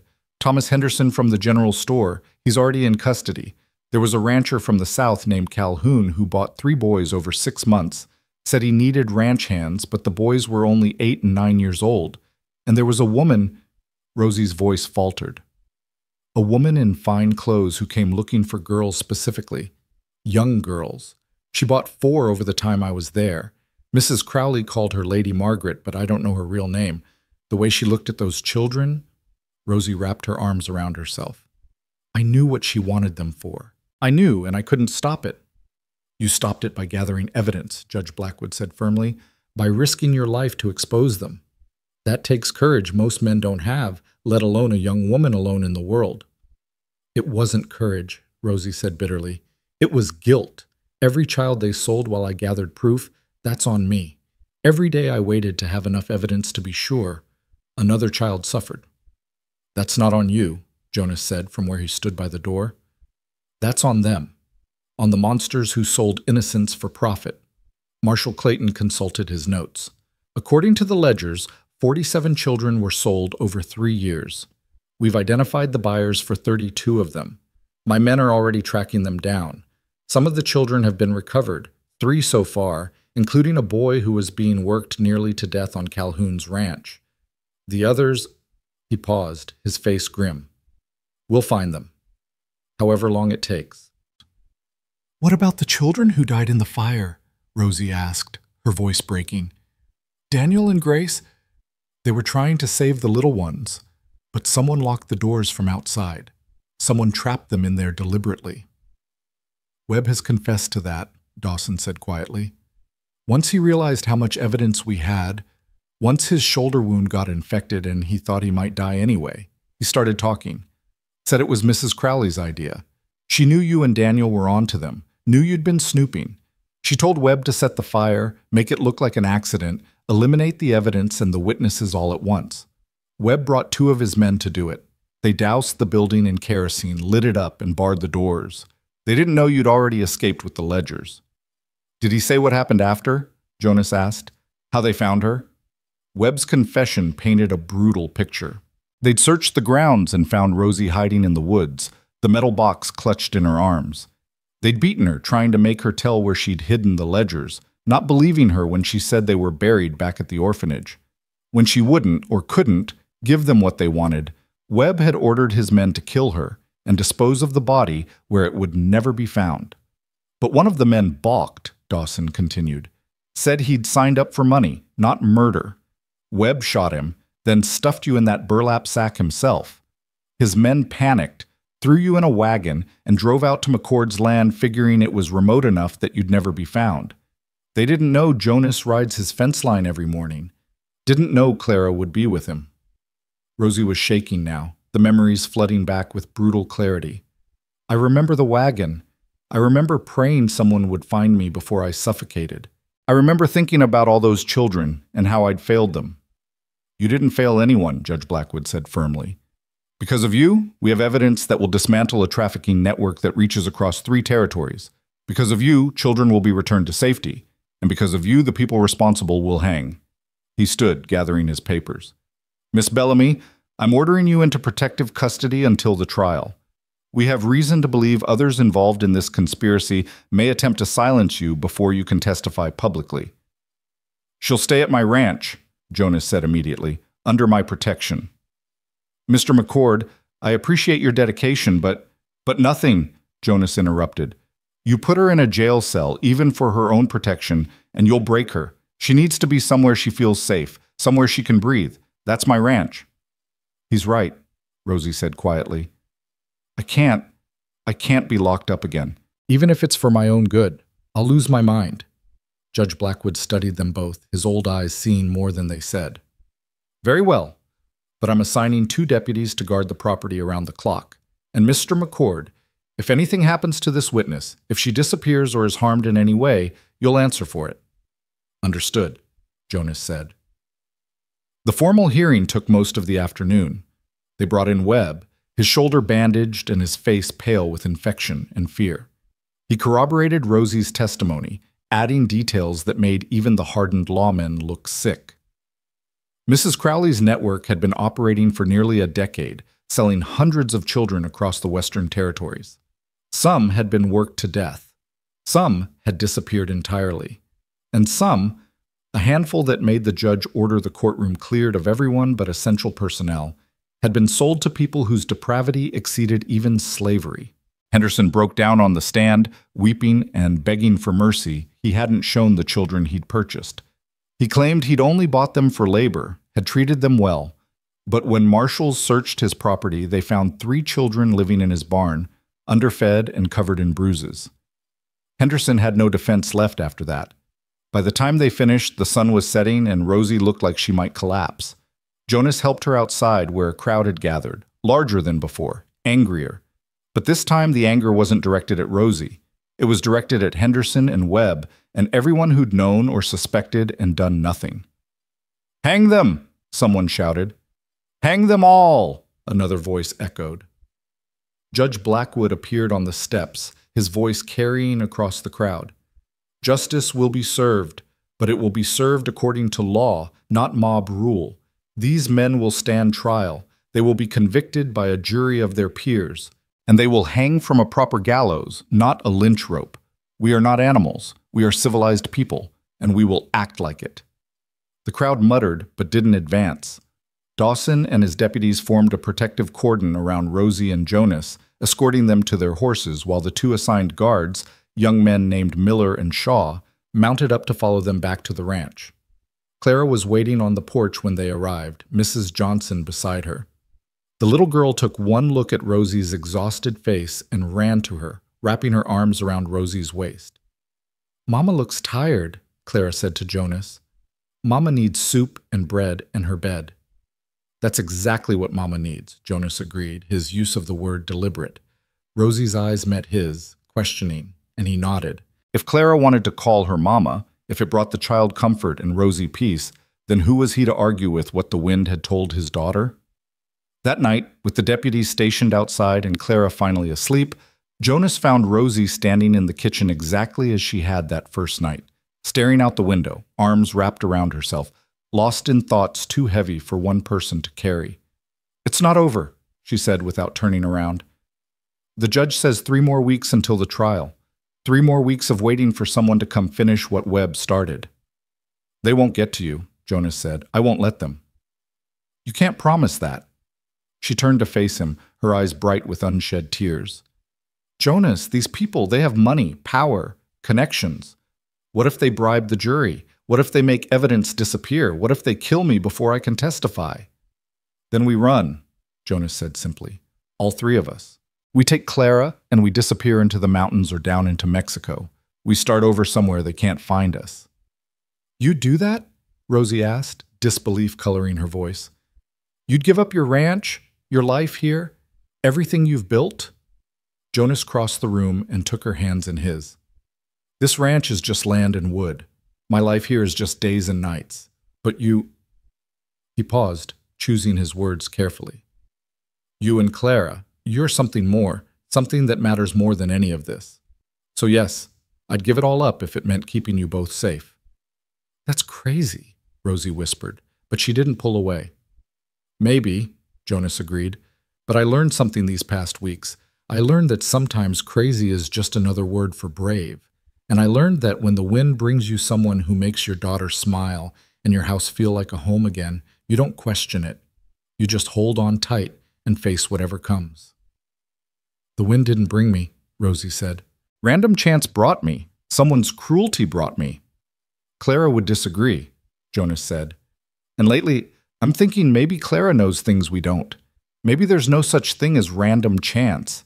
Maybe every broken road leads somewhere if you're brave enough to follow it." Rosie laughed, the sound wet with tears. "When did you become a philosopher?" "About the time a woman in a burlap sack became the most important person in my life besides my daughter," Jonas said. Then, before he could lose his courage, before doubt could creep back in, he pulled her close and kissed her properly. Not the desperate kiss of 2 people facing danger, but the deliberate kiss of someone making a choice, staking a claim, declaring an intention. When they broke apart, Rosie was crying in earnest now. "I don't deserve this. Don't deserve you." "Stop saying that," Jonas said firmly. "Stop acting like you have to earn love or safety or peace.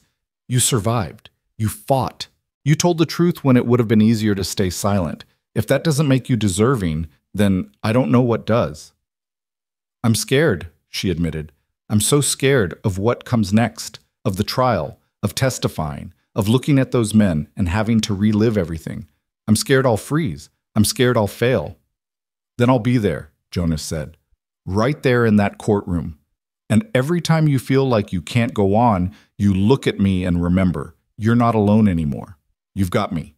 You've got Clara. You've got a whole town of people who know the truth now. And you've got yourself. And that's the strongest thing of all." They held each other in the dim kitchen as the clock ticked toward midnight and the deputies made their rounds outside. Somewhere in the darkness, enemies were plotting. Somewhere, the machinery of justice was grinding forward. But here, in this moment, 2 people who'd been broken by life had found something neither expected. Not just love, though that was part of it, but belonging. The kind of bone-deep certainty that says this is home, this is right, this is worth fighting for. The next 3 weeks passed in a strange limbo. Rosie spent her days helping around the ranch, slowly building strength and confidence. Clara appointed herself Rosie's constant shadow, chattering away about everything and nothing, teaching her the names of all the chickens and which wildflowers were good for making crowns. Jonas worked the land but never strayed far, always keeping Rosie within sight, always aware of the deputies standing watch. Twice, strangers appeared on the road, men with hard faces and obvious intentions. The deputies turned them away both times, but the message was clear. Someone didn't want Rosie to make it to trial. Someone was willing to pay good money to silence her permanently. Marshal Clayton visited twice, bringing news of recovered children and arrested conspirators. The network was larger than anyone had imagined, reaching into 4 territories and involving dozens of buyers and facilitators. Mrs. Crowley had disappeared, likely fled to Mexico or Canada, but her associates were being rounded up one by one. Each arrest meant another child found, another family reunited, or tragically, another confirmation of a child who hadn't survived their ordeal. "We found the Hartman girl," Clayton said on his second visit, his voice heavy. "Emily. She's alive, but—" He glanced at Clara playing in the yard and lowered his voice. "But damaged. Might never recover from what was done to her. The man who bought her is in custody. He'll hang, but it won't undo what he did." Rosie closed her eyes, grief etched on her face. She was 7 years old, just 7. She used to sing hymns while she did her chores. Her voice was so pure, so sweet. "She doesn't sing anymore," Clayton said quietly. "But she's alive because of you. Remember that. All of them are alive because you were brave enough to gather evidence and strong enough to survive." On the morning of the trial, Rosie woke before dawn, unable to sleep. Jonas found her in the barn, brushing Samson with methodical strokes, her face pale but determined. "Today's the day," she said unnecessarily. "Today's the day," Jonas confirmed. "You ready?" "No," she said honestly, "but I'm going anyway." Clara insisted on coming, despite Jonas's protests. "Mama needs me there," she said with the absolute certainty of a child who believes she understands the universe. The wind said so. So all 3 of them rode into Red Willow that morning, flanked by Miller and Shaw, and met at the edge of town by a full escort of territorial marshals. The courthouse was packed, people standing 3 deep in the hallways, everyone wanting to witness justice, or vengeance, depending on their perspective. Judge Blackwood presided with stern dignity, brooking no nonsense from the crowd or the defense attorneys who'd been brought in to represent Webb, Henderson, and the other conspirators currently in custody. Rosie took the stand mid-morning, her voice shaking at first but growing stronger as she told her story to the packed courtroom. She told them everything: the sales, the abuse, the children who'd disappeared, the ledgers that documented it all, the fire that killed Daniel and Grace, the beating that nearly killed her, and she named names, not just the men in custody, but others she'd seen, others who'd participated, others who needed to answer for their crimes. The defense attorney, a smooth-talking man from Cheyenne, tried to break her testimony. "Isn't it true, Miss Bellamy, that you were fired from the orphanage for stealing?" "I was never fired," Rosie said calmly. "I was nearly murdered to keep me from exposing the truth." "Isn't it true that you have a history of mental instability, that you claim not to remember large portions of your past?" "I suffered a severe head injury when I was beaten," Rosie said, her voice hard. "Amnesia is a documented medical condition, as Dr. Morrison has already testified. What I do remember, every word I've spoken today, is the absolute truth." "But you admit you worked at an orphanage in Missouri as a child, not as staff. Who's to say you didn't confuse your own childhood trauma with what you claim to have witnessed at Hollow Creek?" Jonas saw Rosie's hands grip the witness box, saw the tremor that ran through her body. He willed her to stay strong, to not let this bastard twist her words. "I know the difference," Rosie said quietly, "between being sold at age 8 by people who were supposed to protect me and watching other children suffer the same fate when I was old enough to stop it. I know the difference between my scars and their bruises. I know the difference between my nightmares and their screams. And I know," her voice rose, filling the courtroom, "I know that you're trying to confuse the jury because the truth is damning and undeniable. Those ledgers exist. Those children exist, and those men, she pointed at Webb and Henderson. They profited from suffering, and they deserve to hang. The courtroom erupted. Judge Blackwood's gavel came down like thunder, calling for order. But the damage, or the victory, depending on perspective, was done. Rosie had faced her accusers and refused to be broken. The trial lasted 3 more days. Witness after witness testified. Recovered children, their new caretakers, the marshals who'd found them, the doctors who'd documented their injuries. The ledgers were entered into evidence, their damning columns of names and prices impossible to dispute. And finally, Webb himself took the stand, his infected shoulder making him weak and desperate enough to bargain for his life. He confessed to everything: the bribes, the fires, the attempted murder.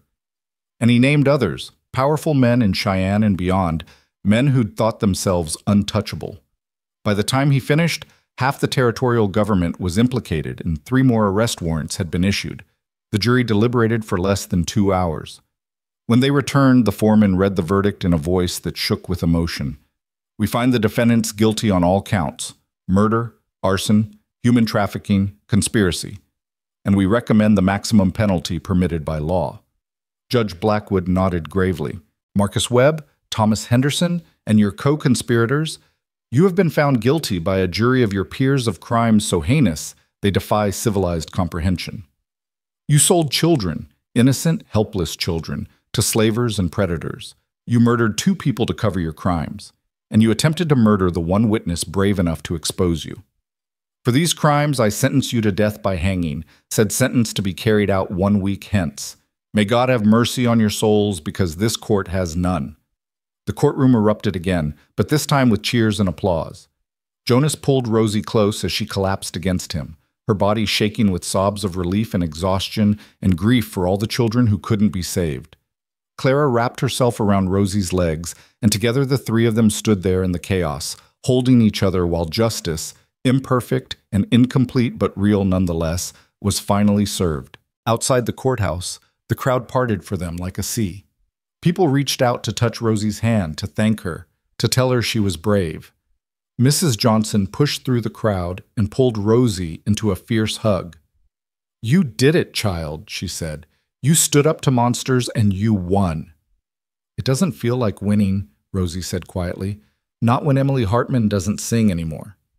Not when Daniel and Grace are still dead." "No," Mrs. Johnson agreed. "But it's justice. And sometimes that's the best we can do in this broken world." Marshal Clayton approached, his face grim but satisfied. "Miss Bellamy, thanks to your testimony, we've issued warrants for 17 more individuals across 4 territories. This network is finished. And those children, the ones we've found and the ones we're still looking for, they have a chance now. A chance at real lives because you refuse to stay silent." "What happens to them?" Rosie asked.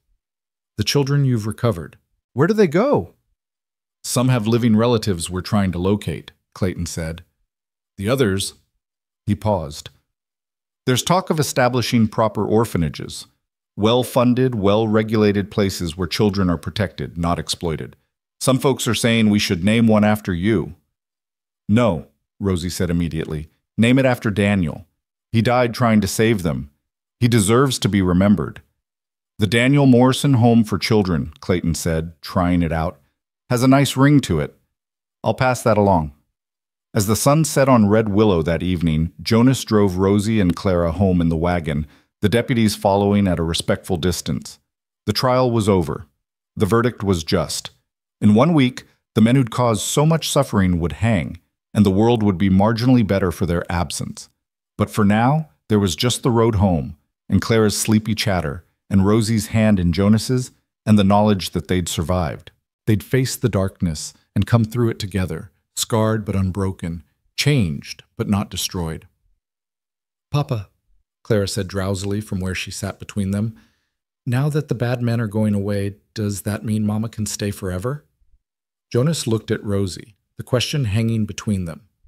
They'd never discussed the future, never talked about what came after the trial. There'd been too much uncertainty, too much danger.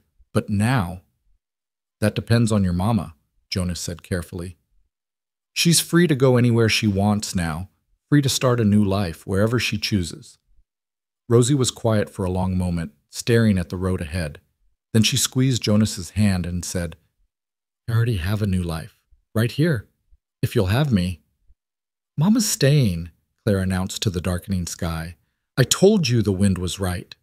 And maybe it was. Maybe Clara's wind really did know things they didn't. Or maybe sometimes broken people find each other at exactly the right moment and call it fate when it's really just grace, unearned, unexpected, and infinitely precious. Either way, as they rode toward home beneath a sky full of stars, Jonas McCord allowed himself to believe that maybe, just maybe, the worst really was over and the best was yet to come. The week between the verdict and the hanging passed in a strange twilight of normalcy and anticipation. Life on the ranch continued its rhythms, chickens fed, horses tended, fences mended, but underneath it all ran a current of waiting, of knowing something final was coming, and not quite knowing what would follow after. Rosie threw herself into work with an intensity that worried Jonas. She was up before dawn scrubbing floors that were already clean, mending clothes that barely needed it, baking enough bread to feed an army. At night she'd collapse into exhausted sleep, but Jonas could hear her through the thin walls, crying softly in the darkness, processing everything she'd endured and witnessed and survived.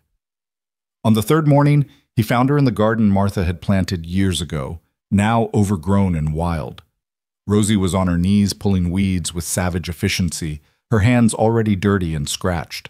"You're going to work yourself to death," Jonas said gently, crouching beside her. "I need to be useful," Rosie said without stopping. "Need to prove I'm not just—" She paused, struggling for words. "I'm not just a victim, not just someone who needs saving. I need to be someone who contributes, who earns her place here." "You don't have to earn anything," Jonas said, catching her hands and stilling them. "You've already given us more than you know." "What have I given you besides trouble and danger?" Rosie asked, finally meeting his eyes. "Your life was peaceful before I came along. Now you've got enemies, you've had marshals camped on your property, and your daughter is calling a stranger Mama." "My life was empty before you came along," Jonas corrected. "I was going through the motions, raising Clara the best I could, but there was no joy in it, no hope, just one day after another stretching into forever. You changed that. You brought life back into this house. You made Clara smile like I haven't seen since she was a baby. And you made me remember what it feels like to want something more than just survival." Rosie's eyes filled with tears. "I don't know how to do this, Jonas. I don't know how to be part of a family. I was 8 years old the last time someone loved me without expecting something in return. I don't even remember what that feels like." "Then we'll figure it out together," Jonas said. "Nobody's born knowing how to be a family. You just wake up each day and try your best and hope that's enough." "What if my best isn't enough? What if I fail Clara? What if I fail you?" Jonas pulled her close, heedless of the dirt on her hands and clothes. "The only way you could fail us is by leaving. Everything else we can work through." That afternoon, Clara found them still in the garden, now working side by side to clear the overgrown beds. The little girl plopped down between them, her face serious. "Mama," she said. The word came naturally now, no longer questioned or corrected. "Why are you sad?" Rosie wiped her eyes, trying to smile. "I'm not sad, sweetheart. Just tired." "The wind says you're sad because you're remembering bad things," Clara said, with the unsettling perception children sometimes have. "But the wind also says the bad things are over now. The bad men are going away forever, and you get to stay here and be my real mama." "Is that what the wind says?" Rosie asked, her voice catching. Clara nodded solemnly. "And the wind doesn't lie. Papa says I made that up, but I didn't. The wind talks to people who listen. Mama used to listen too, my first mama, the one in heaven. Papa told me she could hear things other people couldn't. That's how I know you're supposed to be here. Because you can hear the wind too, can't you?" Rosie looked at Jonas over Clara's head, her expression questioning. He nodded slightly. It was true. Martha had been like that, claiming she could sense things in the air, in the way the grass bent, in the flight patterns of birds. He'd thought it fanciful until she'd predicted storms, sensed when the cattle were in danger, knew Jonas was coming home before his horse crested the hill. "Yes," Rosie said quietly. "Yes, I can hear it. It sounds like music almost, like a song without words." Clara beamed. See, Papa? I told you. Mama hears the wind, and the wind brought her to us, and now she's going to stay forever. If that's what she wants, Jonas said carefully, always leaving Rosie the choice, the freedom to decide her own fate. It's what I want, Rosie said, and this time her smile reached her eyes. It's what I want more than anything. The day of the hanging came cold and bright, winter's first serious warning in the air. Jonas had debated whether to go, whether to bring closure by witnessing the end of the men who'd nearly destroyed Rosie. In the end, Rosie made the decision for them. I need to see it, she said. I need to know they're really gone, that they can't hurt anyone ever again. Clara stayed home with Mrs. Johnson, though she'd wanted to come. This isn't for children, Jonas had said firmly, one of the few times he'd overruled her wishes. This is adult business, dark business. Red Willow had never seen such a crowd. People came from neighboring towns and distant ranches, all wanting to witness justice served. The gallows had been built in the town square, 3 nooses hanging in a neat row. Guards surrounded the platform, ensuring no one would interfere with the execution. No rescue attempts, no lynch mob trying to speed things along. Webb was brought out first, his face pale but composed. He'd made peace with his fate, or at least accepted its inevitability. He looked at the crowd without flinching, his eyes passing over Rosie without recognition or remorse. Henderson came next, still weeping and praying, begging God and man for forgiveness he hadn't earned and wouldn't receive. His face was blotchy and swollen, his legs barely holding him as the guards helped him up the steps. The third man was a buyer named Patterson, who'd been captured trying to flee to Canada. He'd purchased 11 children over 2 years, worked 3 of them to death, and sold the others when they became too old or injured to be useful. He walked to his noose with the blank expression of someone whose humanity had long since departed. Judge Blackwood read the sentences, his voice carrying across the silent crowd. For the crimes of murder, arson, conspiracy, and the trafficking of innocent children, you are hereby sentenced to death. May God have mercy on your souls. The hangman placed the nooses, adjusted them with professional efficiency. Jonas felt Rosie's hand grip his so tightly it hurt, felt her whole body trembling. He pulled her close, giving her something to hold on to as the moment approached. Last words? The hangman asked, more formality than genuine interest. Webb looked at Rosie then, really looked at her for the first time. You should have stayed in that sack, he said coldly. World would have been simpler. But not better, Rosie said, loud enough for him to hear. Never better. The hangman pulled the lever. The crowd gasped as one, then fell silent. It was over in seconds, quick and clinical and final. 3 men who'd caused immeasurable suffering now swung lifeless in the winter wind, their crimes paid for but never truly balanced against the damage they'd done. Rosie buried her face in Jonas's chest, her shoulders shaking. He held her as the crowd slowly dispersed, as the bodies were cut down and loaded onto a wagon, as Red Willow returned to something resembling normalcy. When she finally pulled back, her face was streaked with tears, but her eyes were clear. It's done, she whispered. It's really done. It is, Jonas confirmed. They can't hurt you or anyone else ever again. Then why don't I feel better? Rosie asked. Why does it still feel like something's missing? Because punishment isn't the same as healing, Jonas said quietly. That part takes longer. But we've got time now. All the time in the world. They rode home in silence, the weight of what they'd witnessed sitting heavy between them. When they arrived, Clara was waiting on the porch, her face anxious until she saw them. Then she ran down the steps and threw herself at Rosie with such force they both nearly fell. You came back, Clara said, tears streaming down her face. I was afraid you wouldn't come back. I'll always come back, Rosie promised, holding the little girl tight. Always. That's what mamas do. That night, after Clara was asleep and the house was quiet, Jonas found Rosie on the porch where so many of their important conversations had happened. She was wrapped in Martha's shawl, staring up at the stars.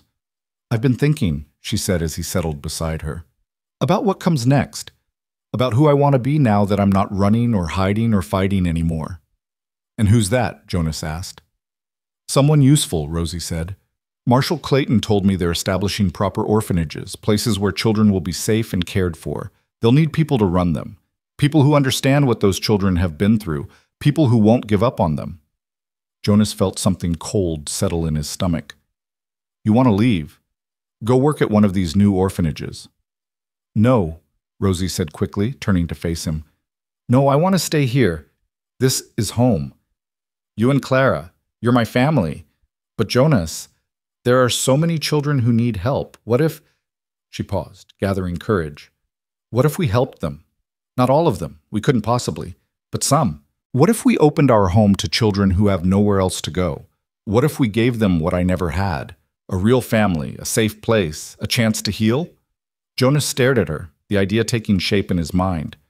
The ranch was big enough. The house could be expanded. They had land to work, skills to teach, and most importantly, they had experience surviving trauma and coming out the other side. You want to turn the ranch into a home for orphans, he said slowly. A small one? Rosie said quickly. Maybe 3 or 4 children to start. Just the ones who need it most, who have nowhere else to go. We could give them work to do, honest work that teaches them skills, and family dinners and bedtime stories and everything I dreamed about when I was locked in that barn eating scraps. Clara would love it, Jonas said, the idea growing on him. She's been asking for brothers and sisters since she could talk. And we'd be together, Rosie said. You and me and Clara and whoever else needs us. We'd be a family, just a bigger one. Jonas pulled her close, his mind already racing with possibilities. They'd need to build another room, maybe 2. They'd need more supplies, more food stores. He'd have to hire help with the ranch work since his time would be divided. But it was doable. More than doable. It felt right, like the final piece of a puzzle clicking into place. We'll do it, he said. We'll talk to Marshal Clayton, find out which children need homes most desperately. We'll start small, like you said, make sure we can handle it. And then we'll see where the wind takes us, Rosie finished, smiling up at him. You sound like Clara, Jonas said, but he was smiling too. Maybe Clara's onto something, Rosie said. Maybe sometimes you have to trust things you can't quite explain. They sat together in comfortable silence, planning their future, until the cold drove them inside. That night, for the first time since Jonas had found her in that burlap sack, Rosie slept without nightmares. When morning came, they began the work of building something new from the ashes of what had been destroyed. 3 months later, the McCord Ranch looked different. A new wing had been added to the house, 2 rooms for children with a shared washroom between. The barn had been expanded to accommodate more animals, and in the front yard a sign hung from a newly planted post. McCord Family Home, where every child belongs. The first child to arrive was Emily Hartman, the 7-year-old girl who'd stopped singing. She came with a government escort, her eyes dead and her mouth locked shut. Clara took one look at her and declared, "She's my sister now. I'm going to teach her to talk to the wind." It took weeks before Emily spoke a single word. But slowly, painfully, with Clara's patient friendship and Rosie's understanding care and Jonas's gentle strength, the little girl began to heal. One morning, Jonas heard humming coming from the garden, soft and uncertain, but unmistakably a hymn. Emily didn't sing yet, but she hummed, and that was a start. The second child was a boy named Thomas, 10 years old and angry at the world. He'd been worked nearly to death on a ranch down south, beaten when he was too slow, starved when he was too defiant. He arrived expecting more of the same and was shocked when Jonas put him to work alongside him rather than over him, teaching him the difference between labor and slavery.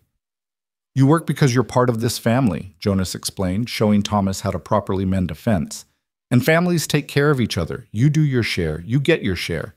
Nobody here is less than anyone else. It took months for Thomas to believe it, but eventually the anger faded into something softer. He started calling Jonas sir instead of glaring silently. He started helping Clara with her chores without being asked.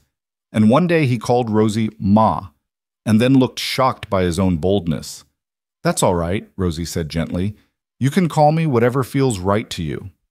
The third and fourth children came together, siblings named Sarah and Michael, who'd been separated for 2 years and were terrified of being split up again. They were quiet and watchful, always holding hands, always positioned where they could see all exits. Clara decided they needed her protection and rarely left their sides, telling them stories about the wind and the horses and how Papa had found Mama in a sack and saved her. "Papa's good at saving people," Clara explained with the confidence of a 5-year-old who believed her father could do anything.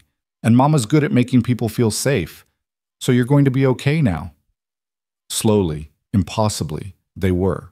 Sarah started helping Rosie in the kitchen, learning to make bread and stew and pie. Michael gravitated toward the barn, discovering a gift with animals that had Jonas talking about making him a junior wrangler. And at night, when the whole household gathered around the big table Jonas had built to accommodate them all, they looked almost like a real family, messy and imperfect and healing together. Spring came, and with it, news from Marshall Clayton. Of the 47 children sold from Hollow Creek, they'd recovered 39. 3 had died, worked to death, or killed by their buyers. 5 remained missing, but the search continued. The trafficking network had been completely dismantled, with arrests made as far east as St. Louis and as far west as San Francisco. The Daniel Morrison Home for Children had opened in Cheyenne, funded by seized assets from the conspirators and donations from guilt-stricken citizens who'd looked the other way for too long. "You did that," Jonas told Rosie as they read the letter together on the porch while the children played in the yard. "You saved them all." "We did that," Rosie corrected. "You saved me first. Everything else came from that." "I just found you," Jonas said. "You did the rest." "No," Rosie said firmly. "You chose to stop. Chose to open that sack when you could have ridden past. Chose to believe me when everyone else thought I was a criminal. Chose to risk everything to protect me. Don't diminish that." Jonas pulled her close, breathing in the scent of her hair, soap and sunshine and home. "I love you," he said, the words coming easier now that he'd said them a dozen times before. "I love your strength and your courage and the way you've turned our house into a home. I love how you are with the children, how you see their pain because you lived it yourself. I love you too," Rosie interrupted, kissing him softly. "More than I thought I could love anything after what I went through. You gave me back my life. You gave me a family. You gave me a purpose. How could I not love you?" From the yard, Clara's voice rang out, "Papa! Mama! Come see! Emily's singing!" They rushed outside to find the children gathered in a circle, and in the center stood Emily with her face turned toward the sun, singing a hymn in a voice that was thin but true. Tears streamed down her face, but she was smiling, really smiling, for the first time since she'd arrived. "She said the wind told her it was time," Clara explained, beaming with pride. "She said the wind said she was safe now. She could sing again." Rosie's hand found Jonas's, squeezing tight. Around them, damaged children were learning to play and laugh and trust. Above them, the Wyoming sky stretched endless and blue. And between them flowed something that felt like grace, unearned, unexpected, and infinitely precious. That summer, on a day when the wildflowers bloomed in such profusion that the whole ranch looked painted, Jonas and Rosie were married. The ceremony was held under the sycamore tree at Hollow Creek, the same tree where Rosie had buried the ledgers that saved so many lives. Marshall Clayton had arranged it, turning the sight of so much suffering into something beautiful. The orphanage ruins had been torn down, the grounds replanted with gardens. In the center, where the old building once stood, a memorial had been erected listing the names of every child who'd been sold and the 2 who'd died trying to save them, Daniel and Grace, forever remembered. The whole town of Red Willow turned out for the wedding, their earlier shame transformed into support. Mrs. Johnson stood as Rosie's matron of honor, tears streaming down her weathered face. Dawson gave Rosie away, his voice gruff with emotion. And Clara served as flower girl, scattering petals with such enthusiasm that everyone laughed and cried at the same time. The preacher was a circuit rider known for his plain speaking and good heart. He didn't mention trials or tragedy or the darkness they'd survived. Instead, he talked about courage and second chances and the way love could grow in the most unlikely places. "Marriage," he said, his voice carrying across the assembled crowd, "is the courage to stay when the world says run. It's the strength to build when everything's been torn down. It's the faith to believe that tomorrow can be better than yesterday, no matter how dark yesterday was. Jonas and Rosie have that courage, that strength, that faith. They've proven it by surviving what would have destroyed lesser people. And today, they're proving it again by choosing each other, by choosing family, by choosing hope over fear." Jonas took Rosie's hands, his own trembling slightly. She wore a simple ivory dress, Mrs. Johnson had made, wildflowers woven into her dark hair. The bruises were long gone, the scars fading. But it wasn't her appearance that took his breath away. It was the light in her eyes, the joy that radiated from her, the absolute certainty in her face as she looked at him. "You didn't just survive," Jonas said, speaking his vows from his heart rather than from memory. "You brought us back to life. Me and Clara, we were going through motions, marking time. Then you came along and reminded us what it means to truly live. You showed us that broken things can be mended, that lost things can be found, and that sometimes the wind really does know what it's talking about." Laughter rippled through the crowd. "I promise to love you every day of my life, to stand with you against whatever comes, to build a family with you, not just the one we have, but the one we'll continue growing, and to never, ever take for granted the miracle of having found you." Rosie's tears were falling freely now, catching the sunlight like diamonds. "I didn't believe in miracles," she said, her voice strong despite the tears. "I'd seen too much darkness, survived too much pain, but you taught me that miracles aren't always about grand gestures or divine intervention. Sometimes they're as simple as someone choosing to stop, to look, to care when they could just as easily ride past. You saved my life that morning under the sycamore tree.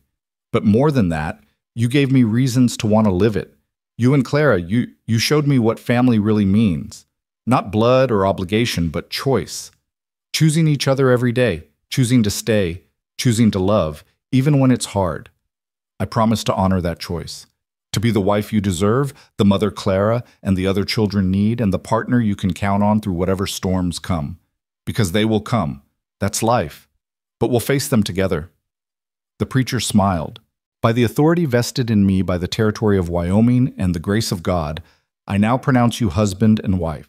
Jonas, you may kiss your bride." Jonas pulled Rosie close and kissed her as the crowd erupted in cheers and applause.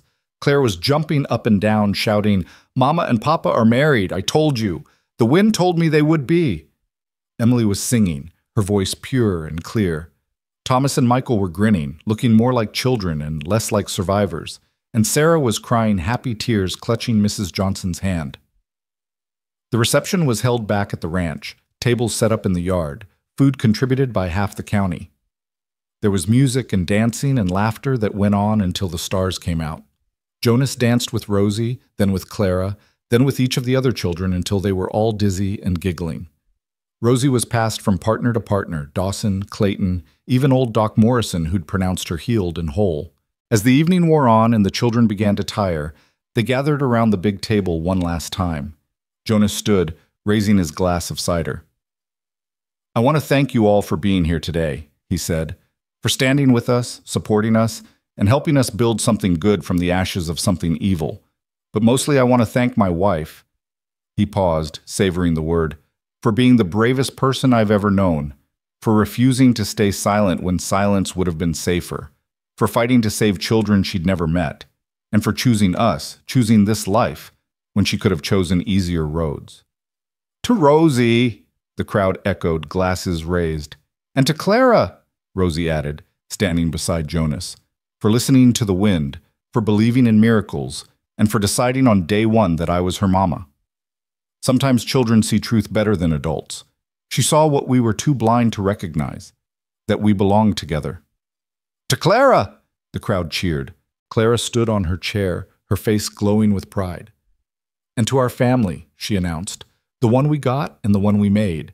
Because the wind says families come in all shapes and sizes, and ours is going to keep growing until everyone who needs a home has one." The applause was deafening. Jonas met Rosie's eyes across the table and saw his own joy reflected there. The joy of people who'd been given a second chance and weren't wasting a single moment of it. Years passed. The McCord family home grew and changed, accommodating more children, more stories, more healing. Some stayed permanently, becoming McCords in all but blood. Others healed enough to move on, to find their own paths. But all of them carried something precious away. The knowledge that they mattered, that they were worthy of love, that their past didn't define their futures. Jonas built additions until the house sprawled across the hilltop like a small village. Rosie taught the children to read and write, to cook and sew, to recognize their own worth. Clara grew into a young woman who could still hear the wind and never stopped believing in miracles. And together, they created something that transcended their individual tragedies. A family forged not by blood, but by choice, by courage, by love that refused to be extinguished no matter how dark the world became. On Clara's 10th birthday, the family gathered under the sycamore tree that had witnessed both horror and healing, death and rebirth. There were 15 children now, ranging from tiny 3-year-old Grace, named for the woman who died at Hollow Creek, to 17-year-old Thomas, who was about to leave for university. "Tell us the story again, Mama," Grace said, climbing into Rosie's lap. "Tell us how Papa found you." Rosie looked at Jonas, who nodded. It was a story they told often, a testament to survival and hope and the unexpected ways grace could enter your life.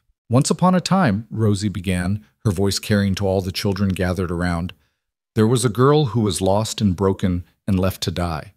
She was stuffed in a burlap sack and thrown away like garbage because she'd done something brave. She'd told the truth when lying would have been easier. But the world wasn't done with her yet. Because on that same morning, a cowboy and his daughter were riding their fence line, and the daughter, who could hear things others couldn't, knew someone needed help." "That was me," Clara said proudly. "I heard the wind singing about someone who was sleeping." "You did," Rosie agreed, smiling. "And you led your papa straight to that sycamore tree. And when he opened that sack and saw what had been done to me, he didn't turn away. He didn't decide it was too much trouble or too dangerous. He chose to help. He chose to care. He chose to be brave when brave was the hardest thing to be." "And then what happened?" Grace asked, even though she'd heard this story 100 times. "Then miracles happened," Jonas said, picking up the tale. "Your mama survived. She remembered things she'd forgotten. She stood up to bad men and made them face justice. She saved children who needed saving, and somewhere in all that fighting and surviving and healing, we fell in love." "And then you got married under this tree," Grace said. "And then we built a family," Rosie said. "Not just the 3 of us, but all of you. Every single one of you is part of this miracle. Every single one of you proved that broken things can be mended, that lost things can be found, and that families are made by love, not blood." "What happened to the bad men?" one of the younger boys asked. "They face justice," Jonas said simply. "They can't hurt anyone anymore. And the children they hurt, some of them are right here with us. Some are in other loving homes, and some—" He paused, his voice heavy. "Some we couldn't save, but we remember them. We honor them by making sure what happened to them never happens again." The children were quiet for a moment, processing this. Then Clara stood, brushing off her skirt. "I think we should make a promise," she announced. "All of us, together. We should promise that when we grow up and have families of our own, we'll remember this. We'll remember that everyone deserves a chance, that broken people can heal, and that sometimes saving one person can change the whole world." "That's a big promise," Thomas said, but he was smiling. "Big promises are important," Clara said with the wisdom of someone who'd grown up watching miracles unfold. "So who's with me?" Every hand went up. Children who'd been beaten, abandoned, sold, forgotten. Children who'd found their way to this ranch and this family through paths dark and twisted. Children who were learning that their stories didn't have to end in tragedy, that new chapters could be written, that hope was always possible if you were brave enough to reach for it. "Then let's promise," Clara said, "on this spot where Mama was almost destroyed and chose to fight instead. Where bad things happened but good things grew, we promise to be brave, to be kind, to stand up for people who can't stand up for themselves, and to never, ever give up on each other." "We promise," they said in unison, their voices rising into the Wyoming sky where the wind caught them and carried them across the prairie, across the mountains, across the territory, and beyond. That night, long after the children were asleep and the ranch was quiet, Jonas found Rosie standing in the yard, looking up at the stars. He wrapped his arms around her from behind and she leaned into him, fitting perfectly against his chest. "Do you ever think about that morning?" he asked quietly. "About how close we came to never having this?" "Every day," Rosie admitted. "Every single day I wake up and remember that I'm alive when I shouldn't be. That I have a family when I thought I'd always be alone. That I matter to people who chose to love me when no one would have blamed them for walking away." "I think about it too," Jonas said. I think about how my life was just going through motions until Clara heard the wind and led me to you. How everything changed in the moment I opened that sack. How choosing to care instead of walking away gave me back everything I'd lost when Martha died, and more besides. Do you think Martha would approve? Rosie asked, a question she'd never quite voiced before. Of me. Of us. Of what we've built here. Jonas was quiet for a long moment, considering. Martha believed in signs, he finally said. She believed the world spoke to those who listened. And I think she'd say that Clara hearing the wind wasn't coincidence. That you being left on our land of all places wasn't random chance. That maybe she had a hand in bringing you to us, in making sure Clara wasn't alone, in making sure I remembered how to love. You think she sent me? Rosie's voice was skeptical but hopeful. I think love doesn't end just because life does, Jonas said. I think Martha loved Clara and me enough to want us to be happy even after she was gone. And I think if she could choose someone to care for her daughter and stand beside her husband, she'd choose someone exactly like you, brave and kind and damaged enough to understand what healing really means. Rosie turned in his arms, her eyes shining with tears. I hope you're right.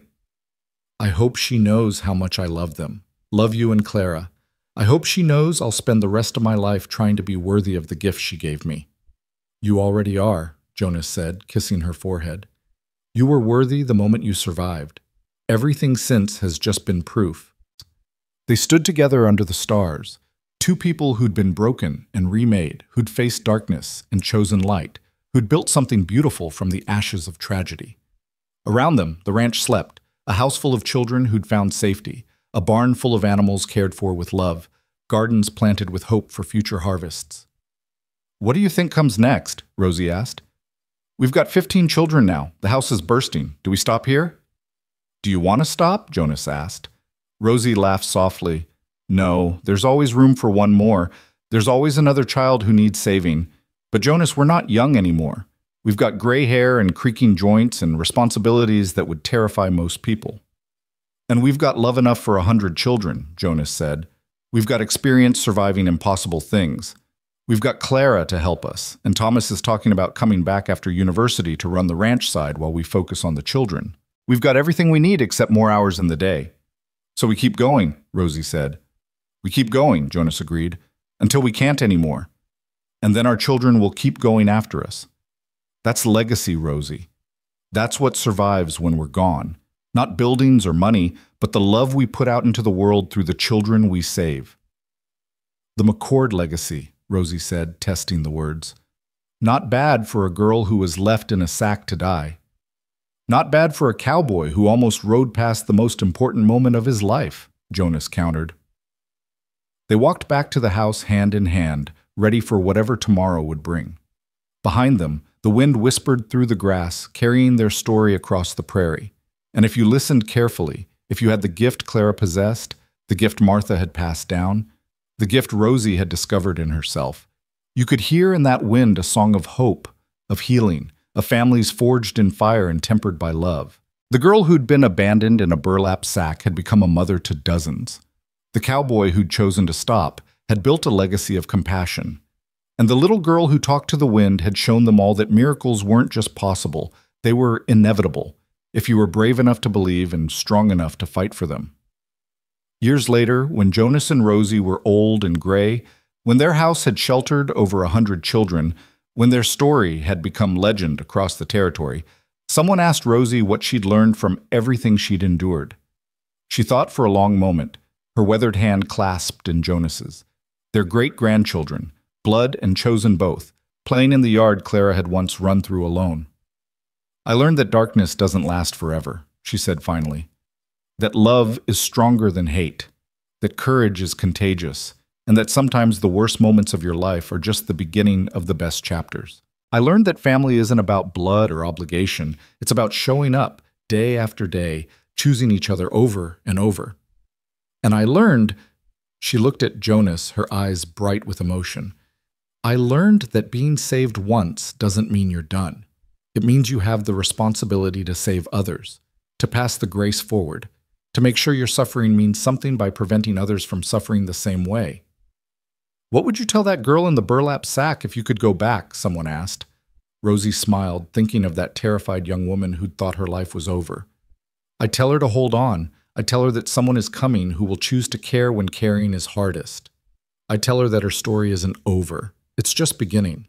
And I'd tell her that one day she'll stand under a Wyoming sky, surrounded by children she saved the way she was saved. And she'll understand that every dark moment, every beating, every terror was worth surviving to get to this moment of peace and love and belonging. And what would you tell Jonas? They asked. I'd tell him thank you, Rosie said simply, squeezing his hand. Thank you for stopping. Thank you for caring. Thank you for choosing courage over convenience. Thank you for giving me back my life and then making it worth living. Jonas pulled her close, kissing her temple. Best decision I ever made, he said. Clara told me you were supposed to be there. The wind told her. And for once, I was smart enough to listen. The sun set over the McCord Ranch that evening, painting everything gold and amber. In the house, children laughed and argued and lived the normal, beautiful, chaotic life of family. In the barn, horses nickered contentedly. In the garden, flowers bloomed where once there had been only weeds. And under the sycamore tree where Rosie had buried the ledgers that saved so many lives, where Jonas had proposed marriage, where the family gathered each year to remember how it all began, a new marker had been placed. It read simply, "Here lies the past. May we never forget it. May we never repeat it. May we honor those who suffered by building a future where all children are safe, loved, and free." The story that began with a girl in a burlap sack ended with a family that spanned generations, a legacy of love that transformed a territory, and the proof that even the darkest evil could be overcome by ordinary people choosing to do extraordinary things. And sometimes, if the wind was right and you listened carefully, you could still hear Clara's voice, older now, but no less certain, telling new children the story of how Mama came home, how Papa saved her, how they built something beautiful from ashes and pain, how they proved that families are made, not born, and how sometimes the wind really does know things we don't. It knows that love endures, that hope survives, that grace is always possible, and that the courage to stop, to care, to choose compassion over convenience can change not just one life, but hundreds, can transform not just one family, but an entire community, can prove not just that miracles exist, but that we create them. One choice, one act of kindness, one life saved at a time. That was the McCord legacy. That was the story of the girl in the sack and the cowboy who saved her. And that was proof that even in the darkest corners of the world, light could take root and grow if someone was brave enough to plant it.